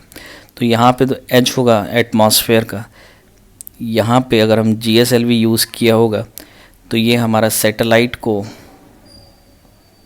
ये हमारा सैटेलाइट है, उसके जितने भी पार्ट्स हैं वो पीछे डिटैच हो चुके हैं, वो पीछे रह चुके हैं। ओके, वो पीछे रह गए हैं, और सिर्फ हमारा रॉकेट में जो हम सैटेलाइट लेके जा रहे हैं, सिर्फ सैटेलाइट इस लेयर के आगे जाएगा। ओके, तो यहाँ पे जो GSLV है वो आपको near about 8 to 11 kilometre per second speed दे देगा। और अगर हम एस्केप वेलोसिटी चाहते हैं तो आपको इससे एस्केप वेलोसिटी भी मिल सकती है kilometre per second. So the only difference between the GSLV and PSLV is GSLV will provide you near about 8 to 11 kilometre per second, ये मैक्सिमम लिमिट है। अब 2 किलोमीटर पर सेकेंड भी प्रोवाइड कर सकता है, 8 किलोमीटर पर सेकेंड भी कर सकता है, 3 या 4 किलोमीटर पर सेकेंड भी कर सकता है। सो it is the maximum velocity it can achieve at the edge of the atmosphere. So GSLV will provide you 8 to 11 kilometer per second, and if we take PSLV, then PSLV will provide you, suppose at the edge of this PSLV will provide you 3 to 8 kilometre per second. ये average value है, इसके ऊपर नीचे थोड़ा हो सकता है, ठीक है, वो डिपेंड करता है हम किस तरह से लॉन्च कर रहे हैं और इस बार का हमारा पाथ क्या है। तो साइंटिस्ट डिसाइड करते हैं कि फाइनली हमारा पाथ क्या होना चाहिए, और फिर उसके बाद हम इसको लॉन्च करते हैं। बट ऑन एन एवरेज हमारा PSLV का रेंज ये रहेगा और GSLV का रेंज ये रहेगा। ओके, और डिपेंड करता है कि अगर हमारा सोलर कोई दूसरा मिशन है, सोलर मिशन है, मून मिशन है, मार्स मिशन है, सपोज़ ये दूसरी जगह जाना है, तो हमें डेफिनेटली एस्केप वेलोसिटी से ही जाना पड़ेगा। तो यहाँ पे एस्केप वेलोसिटी अगर हमारे पास होगा तो हम ये तीनों पे जा सकते हैं या किसी भी आउटर स्पेस में जा सकते हैं। सो एस्केप वेलोसिटी को अचीव करने के लिए कई बार एस्केप वेलोसिटी फाइनल एज तक भी अचीव नहीं हो पाती है। तो उस टाइम पे हमारे जो साइंटिस्ट हैं वो डिसाइड करते हैं कि हम ग्रेविटेशनल पुल सन का ही क्यों ना यूज़ कर लें। यानी अगर हमें सपोज़ कीजिए final velocity 11 kilometre per second मिला है और हमें एटलीस्ट 11.3 प्रैक्टिकली इतना चाहिए होता है, थियोरेटिकली 11.2 चाहिए होता है, हमें अचीव हुआ 11 kilometre per second, but we need 11.3 kilometre per second. So we can increase our speed by using the gravitational pull of the sun. तो हम फर्दर जो स्पीड हमें इंक्रीज़ करनी है तो वो ग्रेविटेशनल पुल सन का, मेनली सन का यूज़ करते हैं। बाकी डिपेंड करता है हमारा मिशन क्या है, तो हम दूसरे प्लैनेट्स के ग्रेविटेशनल पुल को भी यूज़ कर सकते हैं to increase our speed. In a nutshell we can increase our speed generally up to atmosphere only, within atmosphere, and within atmosphere we can't go straight. ऐसे straight हम नहीं जा सकते हैं। स्ट्रेट जाने में क्या प्रॉब्लम है, हमने आपको बताया। आपको स्ट्रेट जाने में क्या प्रॉब्लम है, यहाँ और ये जो डिस्टेंस है ये आपको लगता कम है, यानी 500 किलोमीटर के आसपास या 600 किलोमीटर के आसपास का डिस्टेंस है, but 500-600 kilometre straight against the gravity अगर आपको जाना है इतना हैवी वेट लेके, और यहाँ पे फाइनल आपको near about 11.2 kilometre per second या फिर 7.92 किलोमीटर पर सेकेंड अगर सैटेलाइट मिशन है, तो इतना स्पीड आपको एटलीस्ट चाहिए होता है। डिपेंड करता है कौन सा मिशन है। अगर आपका सिर्फ सैटेलाइट मिशन है तो सिर्फ आप इतनी से काम चल जाएगा सैटेलाइट के लिए, लेकिन अगर आपको अर्थ के बाहर ही जाना है, किसी प्लैनेट पे जाना है, तो आपको एस्केप वेलोसिटी चाहिए होगा। अगर आपका मार्स मिशन है या कोई मून मिशन है या कोई और दूसरा मिशन है, तो इतने डिस्टेंस में फाइनल वेलोसिटी इतनी हम अचीव नहीं कर सकते। इसी वजह से हम GSLV को या PSLV को पहले यहाँ राउंड लगाते हैं, और राउंड लगाने के बाद जब ये फाइनल वेलोसिटी अचीव कर लेता है उसके बाद इसको हम ऐसे लॉन्च कर देते हैं। तो PSLV और GSLV का क्या रोल होता है ये आपको अब समझ में आ गया होगा। तो PSLV वही चीज़ थोड़ा कम स्पीड देता है और GSLV वहीं तक आपको ज़्यादा स्पीड दे देता है। लेकिन कई बार हम PSLV कुछ मैकेनिज़म्स को यूज़ करके, gravitational pull of sun use करके हम इसकी स्पीड भी 11.2 किलोमीटर पर सेकेंड तक बढ़ा लेते हैं। जैसा हमने देखा हमारे मार्स ऑर्बिटर मिशन में, तो मार्स ऑर्बिटर मिशन में हम मार्स तक गए थे। तो मार्स तक गए थे तो हमें एस्केप वेलोसिटी चाहिए थी at the edge of the atmosphere, और हमने देखा कि हमारे जो GSLV है वो हमें इतनी एस्केप वेलोसिटी दे सकता है, बट PSLV इतना कैपेबल नहीं है। बट हमने फिर भी डिज़ाइनिंग की, हमने फिर भी प्रोजेक्टाइल पाथ की डिज़ाइनिंग की। साइंटिस्ट ने देखा हम किस डायरेक्शन में जाएंगे तो हमारी स्पीड इंक्रीज़ हो सकती है। तो फाइनली हमने 6 राउंड लेने के बाद PSLV से हमने ये स्पीड अचीव करी। बट ये हमेशा होना ज़रूरी नहीं, इसके लिए हमें कुछ टेक्नोलॉजीज़ चाहिए होती हैं, ठीक है, और भी बहुत सारी चीज़ें जो हमें चाहिए होती है जिसके बेसिस पे हम PSLV से भी लॉन्ग डिस्टेंस ट्रैवल कर सकते हैं and even we can achieve more speed. But generally PSLV is design for short distances. Short distance मतलब अर्थ के अराउंड वाली ऑर्बिट्स, 400, 500, 600, 1000 या 2000 की ऑर्बिट में। Whereas GSLV we design for the upper orbits. Upper orbit मतलब 5000, 10,000, 36,000 या फिर उससे ज़्यादा किलोमीटर में अगर आपको जाना है तो, या फिर एटमॉस्फेयर को क्लियर करके ही आपको किसी दूसरे प्लैनेट पे ही जाना है, तो उसके लिए हम डिज़ाइन करते हैं GSLV। बट किसी भी स्टेज में एक चीज़ आप ध्यान रखिएगा, कोई भी रॉकेट एटमॉस्फेयर के बाहर नहीं जाता है। एटमॉस्फेयर के बाहर जाता है सिर्फ सैटेलाइट।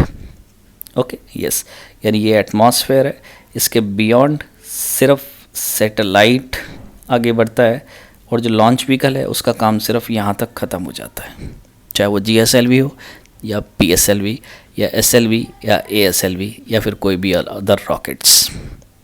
ओके, आई होप आपको ये क्लियर हो गया होगा। नेक्स्ट देखते हैं, फ्यूल हम क्या क्या यूज़ करते हैं। Solid and liquid. सॉलिड में जो हम यूज़ करते हैं that is HTPB, hydroxyl turbinate poly butadiene. This is actually in the solid form. अगर हम इसको यानी नॉर्मल लैंग्वेज में अगर हम देखना चाहें तो ये एक प्लास्टिक और रबर की फॉर्म होती है HTPB, जिसका अपथ्रस्ट बहुत ज़्यादा होता है, डेंसिटी लो होता है, स्पीड कंपैरेटिवली लो होता है, और स्टॉप इग्निशन स्लोली। यानी इग्निशन अगर इसका यानी हम अपने इंजन को बंद करना चाहते हैं तो इसको बंद करने के बाद भी ये कुछ टाइम तक इंजन चलता रहेगा। जैसे आप लोग अपनी कार को स्विच ऑफ करते हैं तो इमीडिएटली वो बंद नहीं होती, वो 2 या 3 सेकंड बाद वो बंद होती है। ऐसे ही अगर इस इंजन को आप बंद करेंगे तो वो कुछ मिनट बाद जाके फाइनली बंद होता है। ओके, क्योंकि ये बहुत बड़ा इंजन होता है, इमीडिएटली आप बटन प्रेस करके एकदम से इंजन को स्टॉप नहीं कर सकते हैं। Okay, yes. वहीं हम लिक्विड फ्यूल की अगर हम बात करें तो हम मेनली 4 तरह के फ्यूल हम यूज़ करते हैं, that is UDMH, unsymmetrical dimethyl hydrogen, then MON, mixed oxides of nitrogen, then MMH, monomethyl hydrogen, then N2O4, nitrogen tetroxide. So there are 4 types of propellants or fuel we are using in space launch vehicles या फिर simple language में rocket. तो rocket में use होने वाले liquid fuels ये 4 होते हैं। इनको आपको याद करना पड़ेगा, इस साल के लिए थोड़ा इम्पोर्टेंट है क्योंकि अभी तक यूपीएससी ने फ्यूल से लास्ट ईयर डायरेक्टली नहीं इनडायरेक्टली पूछा था, हो सकता है इस बार डायरेक्टली पूछ ले. Next is upthrust is low as compare to this. Okay, as compare to this. Next, density is high. Density is high as compare to this. हम कंपैरेटिवली स्टडी कर रहे हैं. ओके यस, यानी इसके कंपैरेटिवली इसका जो डेंसिटी है वो हाई है. स्पीड इसकी बहुत ज़्यादा है as compare to solid fuel. It's stop ignition very fast. Stop ignition very fast. Okay yes. तो ऐसा क्या है कि ये इंजन बहुत जल्दी बंद हो जाता है और ये बहुत स्लोली बंद होता है. इसके पीछे इसकी जो रीज़न है इसका density. Density. Suppose if we take solid fuel and here we take liquid fuel. Okay yes. तो अगर ये कंटेनर में सपोज लिक्विड फिल्ड है और ये कंटेनर में सपोज कीजिए सॉलिड फिल्ड है, तो अगर हम इसको जो इसके अंदर जो सप्लाईज आ रहा है, सपोज कीजिए एक जो सप्लाई है, this supply is actually oxygen, क्योंकि इसको बर्न करने के लिए ऑक्सीजन हमेशा चाहिए होगी. इसको भी बर्न करने के लिए ऑक्सीजन चाहिए होगी. And this oxygen is in liquid form. So liquid oxygen low temperature पे लेके जाते हैं. प्लस यहाँ पे सॉलिड फ्यूल, यहाँ पे है प्रेजेंट हमारा HTPB. ओके, और यहाँ से हमारा ऑक्सीजन आ रहा है. यहाँ भी हमारे ऑक्सीजन के बहुत सारे वेसल्स होंगे. ऑक्सीजन ऑक्सीजन जो हम इसको दे रहे होंगे, और यहाँ पे अंदर जो प्रेजेंट है वो MON this liquid fuels. Okay, जो भी हमने आपको लिखे. तो सपोज कीजिए अगर हम लिक्विड यूज़ कर रहे हैं तो लिक्विड का डेंसिटी पे डिपेंड करता है. लिक्विड का डेंसिटी क्या है, ज़्यादा है, और यहाँ पे सॉलिड का डेंसिटी क्या है, कम है. सॉलिड का डेंसिटी कम है और लिक्विड का डेंसिटी ज़्यादा है. कुछ लोगों को लग रहा होगा हम थोड़ा उल्टा बोल रहे हैं, सॉलिड का डेंसिटी ज़्यादा होता है और लिक्विड का डेंसिटी कम होता है. बट ऐसा इस कंडीशन में नहीं है, क्योंकि यहाँ पे हम जो सॉलिड यूज़ कर रहे हैं, हमने स्टार्टिंग में ही बताया ये एक रबर और प्लास्टिक की फॉर्म है.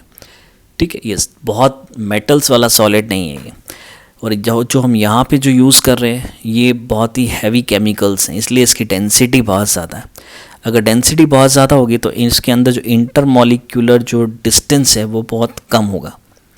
इंटरमॉलिक्यूलर डिस्टेंस अगर कम होगा तो एयर ट्रैप बहुत कम होगी. तो जैसे ही हम the moment we stop the oxygen supply, okay, immediately it will stop the engine. जैसे हमने यहाँ से और यहाँ से ऑक्सीजन की सप्लाई को कट कर दिया, तभी इसके अंदर का जो ऑक्सीजन है वो पहले ही कम है, तो इमीडिएटली ये इंजन स्विच ऑफ हो जाएगा. वहीं पे अगर हम इसकी बात करें तो अगर हम ये सप्लाई को और इस सप्लाई को अगर हम कट ऑफ भी कर देते हैं तो इसकी डेंसिटी कम है, इंटरमॉलिक्यूलर डिस्टेंस बहुत ज़्यादा है, तो एयर इसमें बहुत ज़्यादा ट्रैप रहेगी. यानी एयर सप्लाई बंद करने के बाद भी इसके पास एयर रहेगी, और हमें बर्न करने के लिए ऑक्सीजन ही चाहिए होता है, और इसके पास ऑक्सीजन की प्लेंटी अमाउंट प्रेजेंट है, तो ये इट कीप ऑन बर्निंग. इसका इग्निशन कॉन्टीन्यूसली चलता रहेगा. नेक्स्ट इज़, हमें ज़रूरत क्यों है किसी भी इंजन को बंद करने का? Answer is turning. टर्निंग के टाइम पे सपोज कीजिए यहाँ पे अगर हमारा व्हीकल है and our destination point is this and vehicle is at this position, तो इस व्हीकल को हमें यहाँ पे स्टॉप करना होता है, ताकि वो अगर स्टॉप नहीं हुआ और हमने टर्न लेने की कोशिश किया तो वो इस टर्न की बजाय वो ऐसा कुछ टर्न ऑक्यूपाई करेगा. ओके, ये सबस्टेंड करेगा. तो अगर ऐसा टर्न होगा तो डेफिनेटली चांसेस हैं कि वो डाइवर्ट हो जाएगा कहीं और, फ्यूल भी ज़्यादा लगेगा और बहुत बड़ी प्रॉब्लम्स हो सकती हैं. ओके यस, हम चाहते हैं कि एग्जैक्टली वो इस तरीके से टर्न ले. तो इस तरह से अगर हम इसको टर्न लेना चाहते हैं तो हमें व्हीकल को बंद करना पड़ेगा इसी स्टेज पे, ताकि सिर्फ हम मोमेंटम से हम इसको इसकी डायरेक्शन चेंज कर लें. इसलिए हमें इस टाइम पे लिक्विड फ्यूल चाहिए होता है. चलिए अब हम ये सारी चीज़ों को अप्लाई करेंगे नेक्स्ट स्लाइड में. Yes, polar satellite launch vehicle. So this polar satellite launch vehicle is actually is a vehicle used to launch a satellite in polar orbit. polar orbit का मतलब क्या है? ये हमारा जो पोल में मूव करेगा. Okay yes. इक्वेटोरियल ऑर्बिट का मतलब क्या होता है? जो इक्वेटर में मूव करेगा. सिंपल. इसका हाइट 44 मीटर होता है. बहुत ज़्यादा इंपॉर्टेंट नहीं है. ठीक है. ये इसमें से बहुत, ये सारी चीज़ें आपको लर्न नहीं करनी है. ये सिर्फ हमने एक इसरो की वेबसाइट से लिया है. ठीक है. सिर्फ आपको बताने के लिए कि इतना ज़्यादा डेटा की ज़रूरत नहीं है. इसमें आपको मेनली क्या क्या करना है, सिर्फ उस पर फोकस कीजिएगा कि PSLV 3rd generation launch vehicle है. इसके अंदर लिक्विड स्टेज भी होती है. ठीक है. यस. और हमने इससे अभी तक क्या क्या लॉन्च किया है, दैट्स इट. बाकी ये चीज़ें आपको ज़रूरत UPSC पॉइंट ऑफ व्यू से नहीं है. क्यूरियोसिटी पॉइंट ऑफ व्यू से अगर आप देखें तो आप इसको पढ़ सकते हैं. Okay yes. नेक्स्ट देखते हैं PSLV. So PSLV 4 stage rocket है. 4 stage. And why we use in stages? Because we can easily detach the exhaust और you can say empty containers. अगर सपोज कीजिए एक सिंगल व्हीकल को हम लेके जाएंगे ऊपर. सपोज कीजिए इनिशियली हमारा फ्यूल इतना था. ठीक है. और ये पूरा व्हीकल का साइज इतना था, इतना था, और फ्यूल पूरा इसमें फिल्ड है, तो क्या होगा? कोई प्रॉब्लम नहीं है. लेकिन अगर ये कुछ हाइट तक पहुंच जाए, सपोज कीजिए 2000 किलोमीटर हाइट तक पहुंच गया है, अब इसके अंदर जो फ्यूल है वो सिर्फ इतना बचा है. फ्यूल सिर्फ इतना बचा है. इतने फ्यूल के लिए ये जो एक्स्ट्रा जो मास है ये एक्स्ट्रा ले जाना पड़ रहा है हमें. कुछ टाइम बाद इसके अंदर फ्यूल सिर्फ बचेगा इतना, इतनी क्वांटिटी. इतनी क्वांटिटी फ्यूल के लिए हमें पूरा रॉकेट ले जाना पड़ रहा है. ठीक है. जो अननेसेसरी हमारी लॉइटरिंग कैपेबिलिटी, लॉइटरिंग मतलब स्ट्रेट जाने की कैपेबिलिटी, इसको कम कर लेगा. इस वजह से हम चाहते हैं इसको एफिशिएंट बनाना. इसलिए हमने इसको पहले से ही कट कर लिया 4 पार्ट्स में. 4 3 2 1. जो पार्ट हमारा जिसमें इग्निशन ख़त्म हो जाएगा, फ्यूल कंटेनर एम्प्टी हो जाएगा, फ्यूल कंबशन हो चुका है पूरा, इस पार्ट को हम डिटैच करके सेपरेट निकाल लेंगे. फिर इस पार्ट को डिटैच कर लेंगे, फिर इस पार्ट को डिटैच कर लेंगे, और फिर इस पार्ट को डिटैच कर लेंगे, और फाइनली इस पार्ट में होगा हमारा सैटेलाइट जो हमें लॉन्च करना है. Now, this stage is first stage. इसको हम स्ट्रैप ऑन मोटर भी बोलते हैं. स्ट्रैप ऑन मोटर स्टेज या फिर booster stage.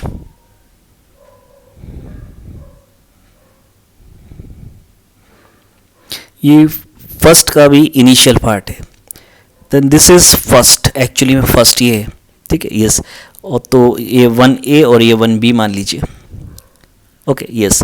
So in this stage we are using solid fuel. अब आप समझ गए होंगे फर्स्ट स्टेज में सॉलिड फ्यूल क्यों यूज़ करते हैं, क्योंकि पिछली वाली स्लाइड में हमने देखा सॉलिड फ्यूल का जो अपथ्रस्ट होता है वो बहुत ज़्यादा होता है. तो हमें इनिशियली अपथ्रस्ट को बढ़ाना है, इसलिए हमने जो व्हीकल में जो सबसे पहला स्टेज जो इसको एक्चुअली में ऊपर लेके जाएगा. ओके. इस कार में भी जो हमारा फर्स्ट गियर होता है उसमें हम सबसे ज़्यादा पावर यूज़ करते हैं. ठीक है. और सबसे ज़्यादा पावर होती है, स्पीड सबसे कम होती है. तो हमें यहीं पे अभी यही चाहिए. 5 lakh kg, 6 lakh kg, 8 lakh kg को हमें अपलिफ्ट करना है. तो definitely we need more upthrust. So solid will provide you more upthrust. That's why first stage is always solid stage. Then second. अब हमें सेकंड स्टेज में क्या यूज़ करेंगे? Liquid stage. लिक्विड फ्यूल जो हमने अभी आपको बताया, MON, MMH, UDMH, ये सब जो फ्यूल्स है ये सेकंड स्टेज में हम यूज़ करेंगे. ठीक है. क्योंकि अभी हमें क्या बढ़ाना है? सिर्फ हमें स्पीड बढ़ानी है. पहले हमें अपथ्रस्ट चाहिए था तो सॉलिड, यानी अगर हम इसमें लिक्विड यूज़ कर लेंगे फर्स्ट स्टेज में तो डेफिनेटली हमें अपथ्रस्ट नहीं मिल पाएगा, और अपथ्रस्ट को अचीव करने में ही हमें फिर बहुत ज़्यादा एनर्जी लगानी पड़ेगी. ठीक है. यस. तो सॉलिड से हमें अपथ्रस्ट मिलता है तो definitely we will use in first stage. आगे हमें फर्दर सिर्फ स्पीड बढ़ानी है तो हम सेकेंड स्टेज में लिक्विड यूज़ कर लेते हैं. Third stage. अगर हम थर्ड स्टेज में सॉलिड भी यूज़ कर सकते हैं, लिक्विड भी यूज़ कर सकते हैं. Technically there is no problem. But problem कहाँ आती है, इकोनॉमी, ठीक है, यस, प्लस इसके वेट के अंदर। अगर हम सपोज कीजिए इसके अंदर भी लिक्विड अगर हम यूज़ कर लेंगे तो लिक्विड के लिए हमें बहुत सारा एक्सेसरीज बहुत ज़्यादा चाहिए होती, लाइक वी नीड पंप्स। यानी पंप्स अगर सपोज कीजिए आप अगर घर में अगर आपके टैंक लगा होता है वाटर टैंक, तो ऊपर से नीचे वाटर आने के लिए आपको कोई पंप नहीं लगाना पड़ता। बट यहाँ पे अगर फ्यूल ऊपर है और नीचे की तरफ लाना है तब भी हमें पंप चाहिए होगा, because there is no gravity और very less gravity. So we need very high level pumps, very heavy pumps.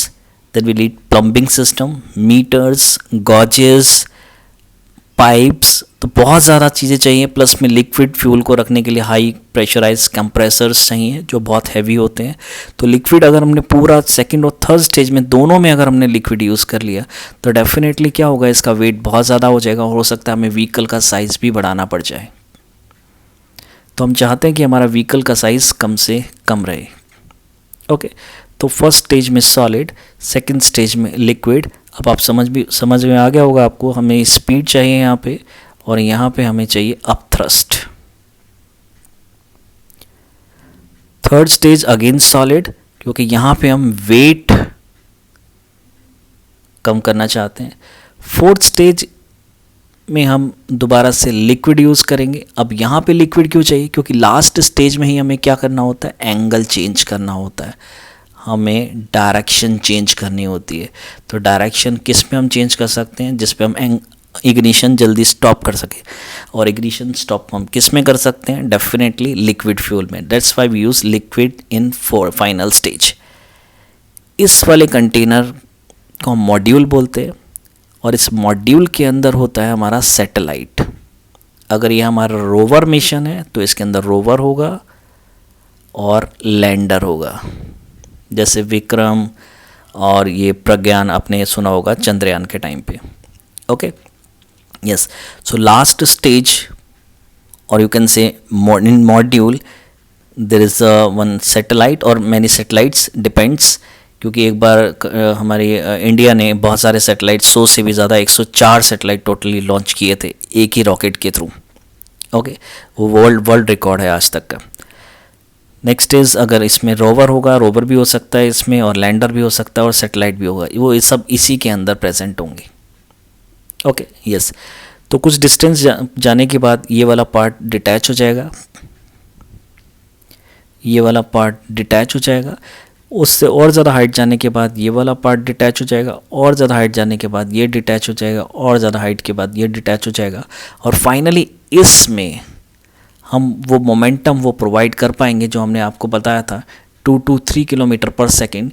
ये पहुंचेगा एटमॉस्फेयर के एज तक, सिर्फ ये वाला पार्ट, ठीक है। और ये अगर PSLV होगा तो 2 to 3 किलोमीटर पर सेकेंड होगा, GSLV होगा तो 3 to 4 किलोमीटर पर सेकेंड होगा, यही डिफरेंस है। तो जो फाइनल स्टेज है तो ये वाला हैश ओपन होगा और यहाँ से सैटेलाइट बाहर निकल जाएगा। कुछ टाइम बाद ये हैश ओपन हो जाता है और इसके अंदर जो सैटेलाइट होता है वो ऐसे सीधा निकल जाता है। ये हम यहाँ की बात कर रहे हैं। Okay, yes, this type. यहाँ है हमारा सैटेलाइट, रोवर, लैंडर। कुछ टाइम बाद ये स्टेट डिटैच 1 2 3 4 डिटैच और ये भी डिटैच, और उसके बाद ये हैश ओपन हो जाएगा, यानी ये इधर और ये इधर चला जाएगा और ये मोमेंटम गेन कर चुके हैं तो अब ये सीधा यहाँ से निकल जाएंगे। ओके, यस, और एक किस स्टेज पे होगा, at the edge of the atmosphere. ये एटमॉस्फेयर है तो इस तरीके से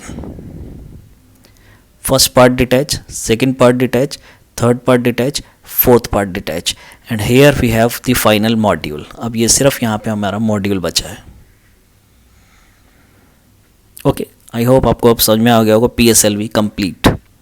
okay, yes, next,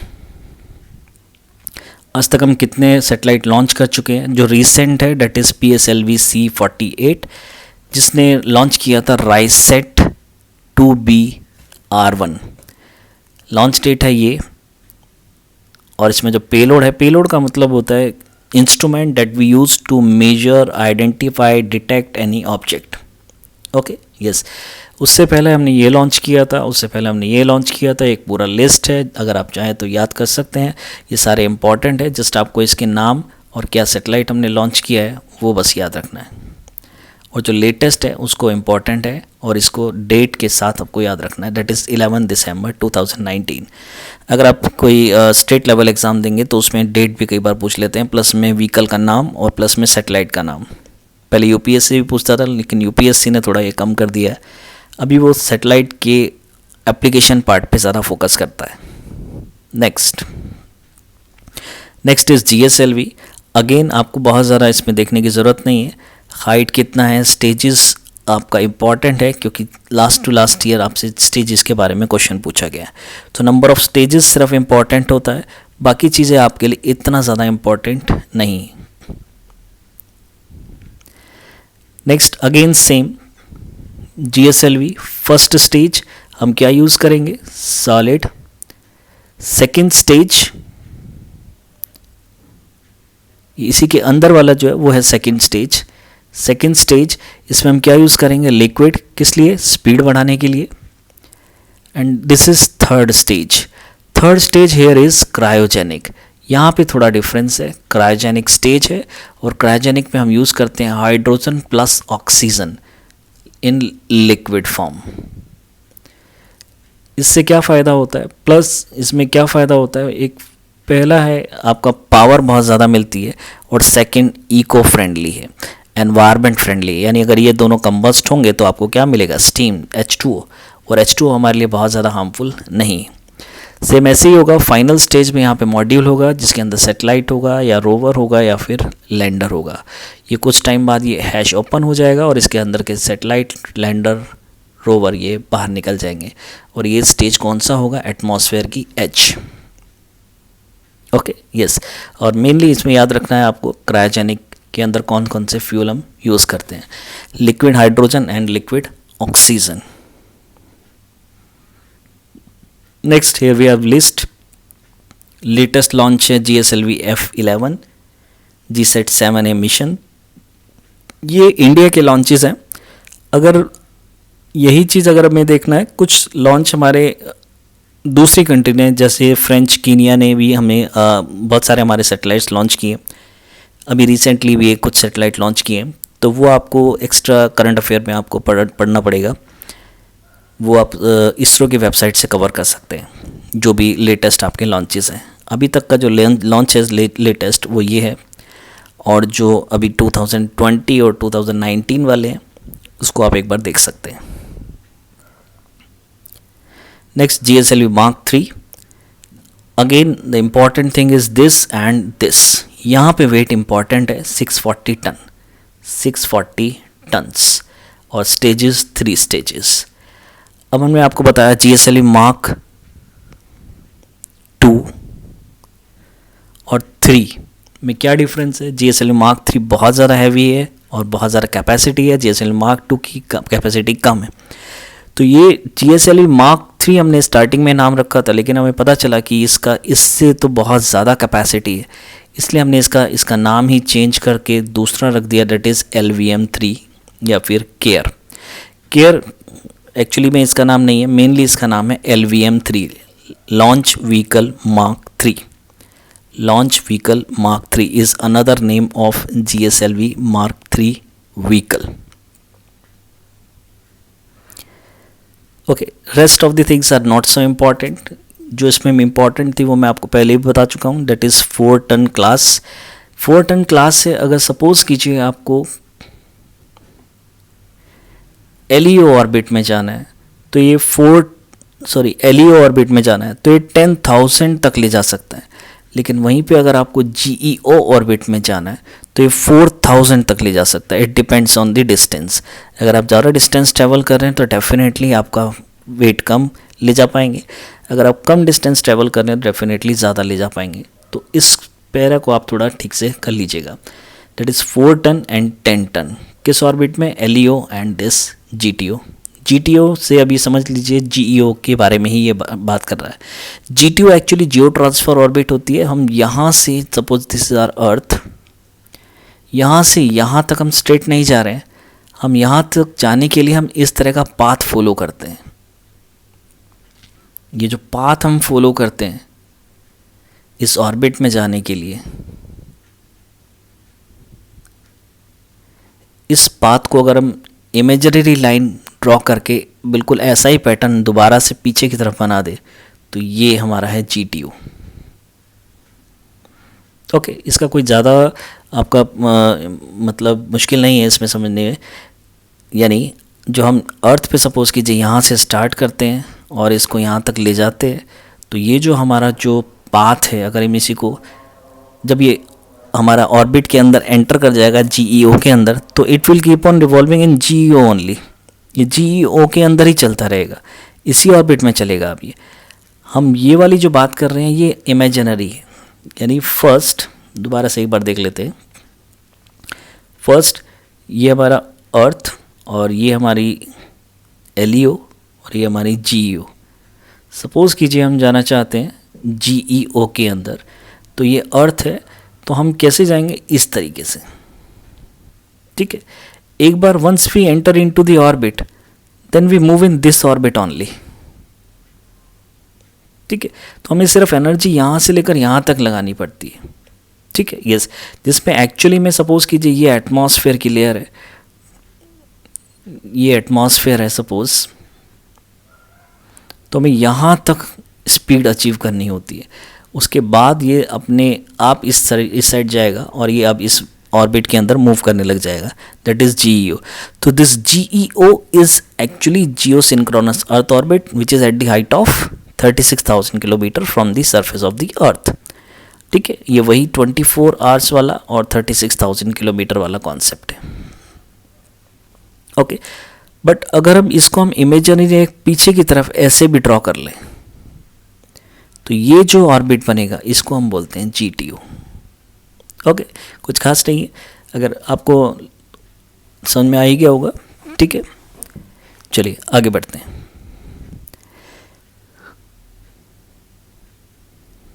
GSLV Mark 3 again same वही हम बात कर रहे हैं। This is first stage is always solid, this is second stage is always liquid, and this is third stage, and third stage is in this case is cryogenic, and under cryogenic we are using hydrogen and oxygen as fuel, and final this is, and ये हमारा atmosphere के layer तक पहुँचेगा ये, और ये वाला part beyond atmosphere, ये बियॉन्ड एटमॉस्फेयर, और इसी के अंदर प्रेजेंट होगा satellite, rover, lander, okay. Yes, और कितने केजी का सैटेलाइट ये ले जा सकता है, that is important, that is 4000 kg, okay, 4 ton capacity up to GEO and 10 ton capacity up to LEO, low earth orbit. Recent launches हैं ये, ठीक है। यस, चंद्रयान 2 को किससे लॉन्च किया था, इसको थोड़ा याद रख लीजिएगा, GSLV Mark 3 M1 launch vehicle से हमने इसको लॉन्च किया था चंद्रयान 2। थोड़ा ये फेल हो गया, 20-30% आप मान सकते हैं कि फेल हो गया। रोवर जो था ठीक से लैंड नहीं किया उसने, ठीक है। यस, बाकी आपका जो सैटेलाइट है, satellite is still working and providing images of Chandrayaan, sorry moon, okay. Yes, वो हमेशा चलता रहेगा। और सैटेलाइट का क्या होता है, सैटेलाइट का एक लाइफ होता है नियर अबाउट 5 ईयर्स से लेकर 15 ईयर्स तक। उसके बाद वो रिटायर हो जाता है, क्योंकि उसके अंदर जो छोटी क्वांटिटी के अंदर जो फ्यूल यूज़ करते हैं वो फ्यूल ख़त्म हो जाता है। प्लस में 15 साल में कोई भी मशीन ख़राब हो जाएगी, तो 15 साल 10 साल के बाद वो वर्क करना ख़त्म कर देता है, और उसके बाद वो हमारे अर्थ के चारों तरफ ऐसे ही घूमता रहता है फ्रीली, और उसका अब कोई रेलेवेंस नहीं है। इसलिए इस तरह के जो सैटेलाइट्स हैं पूरे अर्थ के चारों तरफ, सपोज ये अर्थ है तो ये हमारे सैटेलाइट्स हैं जो चारों तरफ ऐसे घूम रहे हैं, जिनका अभी कोई रेलेवेंस नहीं है, वो अब रिटायर हो चुके हैं। ऐसे कितने सैटेलाइट हैं हमारे अर्थ के चारों तरफ? Near about 14,000। और टोटल वर्किंग सैटेलाइट्स की बात करें तो नियर अबाउट 6,000। तो टोटल 20,000 सैटेलाइट्स हैं हमारे अर्थ के आसपास, जिसमें से 14,000 वर्क नहीं कर रहे हैं, सिर्फ 6,000 वर्क कर रहे हैं, ओके। यस, सेकेंड इसको आप लर्न कर सकते हैं, GSLV Mark 3 D2, ये GSAT-29 मिशन का है और GSLV Mark 3 D1 इसका है। इसको आप थोड़ा याद कर लीजिएगा। GSLV जो हमने LVM-3 यूज़ की है, एक केयर मिशन था हमारा कुछ साल पहले 2014 में, जब इसका जो फर्स्ट फ्लाइट था, आप बोल सकते हैं जो फर्स्ट फ्लाइट था वो था दिसंबर 18, 2014 में। हम इस एक्सपेरिमेंट का पूरा नाम है crew module atmospheric re entry experiment. Crew module atmospheric re entry experiment, यानी जो अभी हम आपको बताया क्रू मॉड्यूल, यानी ये वाला जो मॉड्यूल है ये वापस एटमॉस्फेयर, ये वाला मॉड्यूल ये वापस एटमॉस्फेयर में कैसे आता है, ये वो एक्सपेरिमेंट था। ठीक है, तो वो सक्सेसफुल रहा। उसके बाद हम GSLV Mark 3 बना पाए। Next is reusable launch vehicle. ये अभी तक एक कॉन्सेप्ट है, अभी तक इंडिया ने इसका एक टेक्नोलॉजी डेमोस्ट्रेटर ही बनाया। फुल फॉर्म है इसका reusable launch vehicle technology demonstrator. Technology demonstrator मतलब आप मान सकते हैं इसका एक डेमो टाइप बना है।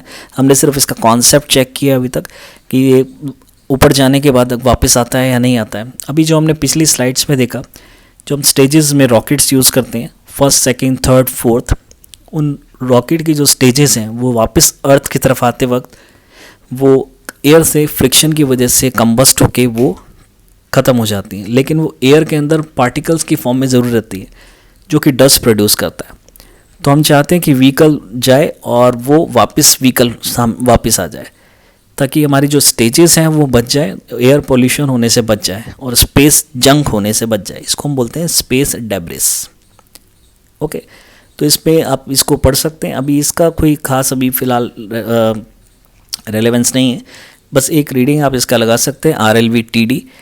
बस कॉन्सेप्ट यही है आपका कि इसके अंदर हम क्या लाना चाहते हैं, हम इसका हमारे पीछे इसका जो ऑब्जेक्टिव है वो क्या है। हमारा ऑब्जेक्टिव है integrated flight management. Second is hypersonic arrow thermodynamic characteristic of wing body, यानी जब ये ऊपर जाएगा तो एयर का इसके ऊपर क्या इफेक्ट पड़ेगा, फिलहाल हम यही देख रहे हैं। Second is evaluation of autonomous navigation guidance and control system, मतलब इसके अंदर जो हमने गाइडिंग सिस्टम लगाया हुआ है, नेविगेशन सिस्टम लगाया हुआ है, वो प्रॉपरली वर्क कर रहा है या नहीं कर रहा है, उसको हम देखना चाहते हैं। प्लस में हम देखना चाहते हैं कि ये किसी के साथ इंटीग्रेट होके ये कैसे, यानी इसके साथ हम दूसरी जो चीज़ें हैं उसको अटैच करने के बाद ये फंक्शनिंग ठीक से कर रहा है या नहीं कर रहा है, यानी जब ये रिवर्स वापस लैंड होगा, अर्थ पे वापस आएगा, तो वो किस तरीके से आएगा।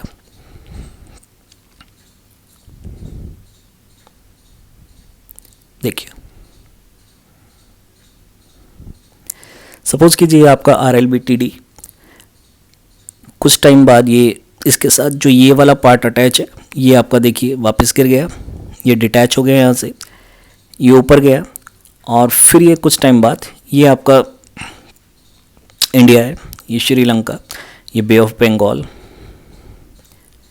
तो यहाँ से फ़्लाइट लिया आंध्र प्रदेश की साइड से, और धीरे धीरे इसने ये वाला पार्ट डिटैच कर दिया। ऊपर जाने के बाद वापस ये नीचे, और यहाँ हमने पहले से ही कोस्ट गार्ड को अलर्ट कर दिया है कि ये वाला पार्ट जब ये नीचे गिरेगा उसको यहाँ से रिकवर कर लिया जाए।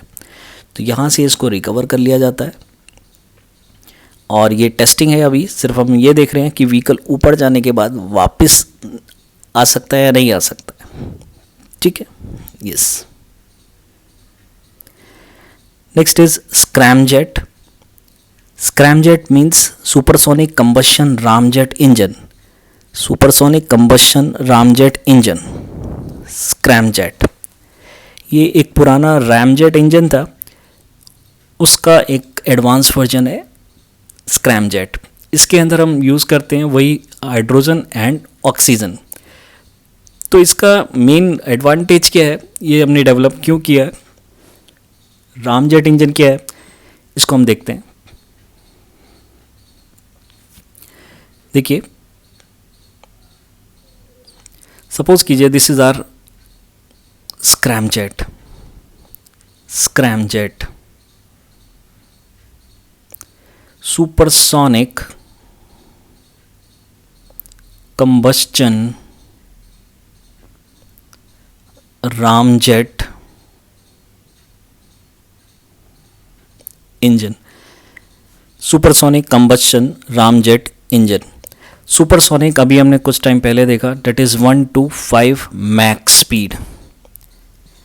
सुपरसोनिक यानी इतनी स्पीड पे कंबशन होने वाला रामजेट इंजन। तो सबसे पहले देखते हैं रामजेट इंजन का क्या मतलब है।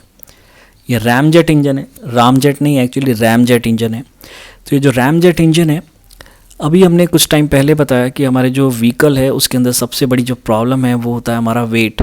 हम हमेशा ट्राई करते हैं कि इसका वेट कम हो जाए, इसलिए हम पहले तो हम कुछ स्टेज में यूज़ करते हैं, प्लस में हम इसका जो फ्यूल होता है वो भी देख के यूज़ करते हैं कहाँ पे कौन सा यूज़ करना है। तो जब हमारा वेट अगर इसका हमें कम करना है तो हमें फ्यूल जो है हमारा क्या यूज़ करते हैं, लिक्विड या फिर सॉलिड। बट दोनों ही केसेस में वी नीड ऑक्सीजन। बट ये ऑक्सीजन तो एटमॉस्फेयर में भी प्रेजेंट है। So instead of carrying the container of oxygen with this spacecraft or launch vehicle, if we use atmospheric oxygen, then we can reduce the weight of the oxygen container as well as oxygen। यानी हमें oxygen ले जानी ना पड़े, हम atmospheric oxygen को ही अगर हम यूज़ कर लें तो हम 50-60 टन तक वेट कम कर सकते हैं। और ये टन बहुत ज़्यादा होता है अगर हम इसके रिस्पेक्ट में देखें तो अगर आपका 50-60 टन वेट व्हीकल का कम हो जाए बाहर की ऑक्सीजन यूज़ करके, इंटरनल ऑक्सीजन हम कैरी ना करके लेके जाएं, तो हम क्या कर सकते हैं, इसका वेट कम कर सकते हैं, कॉस्ट इफ़ेक्टिव हो जाएगा, एफिशिएंसी इसकी बढ़ जाएगी, टाइमली सही पहुंचेगा, प्लस में एक्यूरेट पहुंचेगा। ठीक है, इसलिए हम चाहते हैं एटमॉस्फेरिक ऑक्सीजन यूज़ करें। तो जो इंजन हम इसके लिए यूज़ करते हैं जो एटमॉस्फेरिक ऑक्सीजन को इनहेल करके बर्न करेगा, उसी को हम बोलते हैं रामजेट इंजन। और ये है हमारा रामजेट इंजन। ठीक है, यस। तो रामजेट इंजन के अंदर हम एयर यूज़ करते हैं, एटमॉस्फेरिक एयर यहाँ से अंदर जाएगी, यहाँ पे कंबशन होगा और यहाँ पे एग्जॉस्ट निकल जाएगा वापस। इसी को अगर हम अचीव कर पाएँ सुपरसोनिक स्पीड पे, ये रामजेट इंजन ये नॉर्मल स्पीड पे करता है एटमॉस्फेरिक। सपोज़ कीजिए आप विदाउट वेयरिंग हेलमेट आप बाइक चला रहे हैं, तो will you be able to absorb और सक द एयर? ओके, आप नहीं कर पाएंगे विदाउट वेयरिंग हेलमेट। इतनी फास्ट स्पीड पे बाहर से ऑक्सीजन को आपको इनहेल करना है, तो ये बहुत बड़ी बात होती है। तो ये रामजेट इंजन बाहर की ऑक्सीजन को इनहेल कर लेता है और हमें ऑक्सीजन कैरी नहीं ले जाना करना पड़ता और हमें वेट कम हो जाता है, तो ये इसका एडवांटेज होता है। ऐसे ही यही चीज़ जैसे ही हम बाइक की स्पीड बढ़ाएं सपोज़ कीजिए, और बाइक की स्पीड बढ़ाने पे हमें और ज़्यादा डिफ़िकल्टी होगी। ठीक है, यस। इसीलिए हमने फिर एक दूसरा भी इंजन बनाया, that is supersonic combustion ramjet engine, scramjet. इस स्क्रैमजेट में ये इंजन सुपरसोनिक स्पीड पे एटमॉस्फेरिक ऑक्सीजन को इनहेल कर सकता है, कंबस्ट करा सकता है और एग्जॉस्ट निकाल सकता है। Okay, yes. और वो भी कितना स्पीड पे, 1 to 5 मैक। तो रामजेट एंड स्क्रैमजेट, इन दोनों में जो बेसिक डिफरेंस है, this can burn or inhale the oxygen at normal speed and this can burn and inhale the oxygen at hypersonic speed. This is the main difference. And which fuel we are using, ये fuel बहुत important है इस बार exam के लिए, क्योंकि इसके trials last year बहुत ज़्यादा हुए हैं। तो हम जो फ्यूल यूज़ करते हैं वो वही है जो हम क्रायोजेनिक में यूज़ करते थे, that is hydrogen and oxygen. तो इसमें याद करने वाली सिर्फ दो चीज़ें हैं मेनली स्क्रैमजेट के अंदर, that we are using oxygen, atmospheric oxygen as instead of using containers of oxygen. Okay, so we need not to carry any container for oxygen. We can use atmospheric oxygen so that we can reduce the weight of the vehicle and we can increase the efficiency. Okay, loitering capability means सीधा जाने का, plus में money और वो आपका कम हो जाएगा। और वही चीज़ अगर हम सुपरसोनिक स्पीड पे कर पा रहे हैं तो उसको हम बोलते हैं supersonic combustion scramjet. Okay, ramjet engine.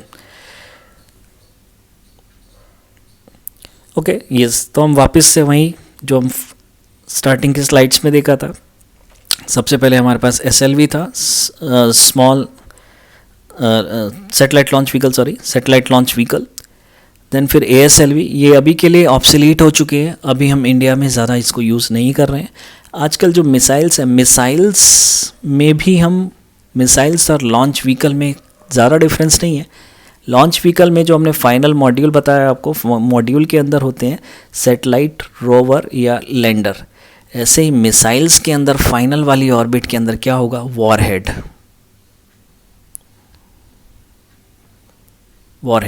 ये डिफरेंस होता है। जो पुराने वाले लॉन्च व्हीकल्स थे उसको हम आजकल मिसाइल्स में यूज़ करते हैं। Next PSLV, next GSLV, next GSLV Mark 3। तो इनका ये अब ये क्यों यूज़ करते हैं आपको समझ में आ गया होगा। सॉलिड लिक्विड क्रायोजेनिक क्या होता है, इसकी ये कैपेसिटी क्या होती है, जियोसिंक्रोनस ट्रांसफर ऑर्बिट क्या होता है, ये क्या होता है, 2200 kg क्या है, ये इतने सैटेलाइट को ले जा सकता है, और यहाँ पे ये क्या है, सॉलिड क्या है और लिक्विड क्या है। Okay, yes. तो आशा करता हूँ आपको ये समझ में आया होगा। अगर समझ में नहीं आया तो एक बार आप वीडियो को और दोबारा देख सकते हैं।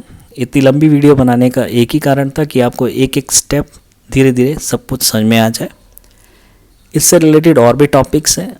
ऑर्बिट्स को थोड़ा हम और ज़्यादा एक्सपेंड करके और ज़्यादा पढ़ सकते हैं, उसके लिए एक दूसरी वीडियो बनाने की ज़रूरत है। ओके, तो अभी के लिए इस वीडियो में यहीं तक। आगे दूसरी वीडियो में दूसरे टॉपिक्स को कवर करेंगे। Thank you.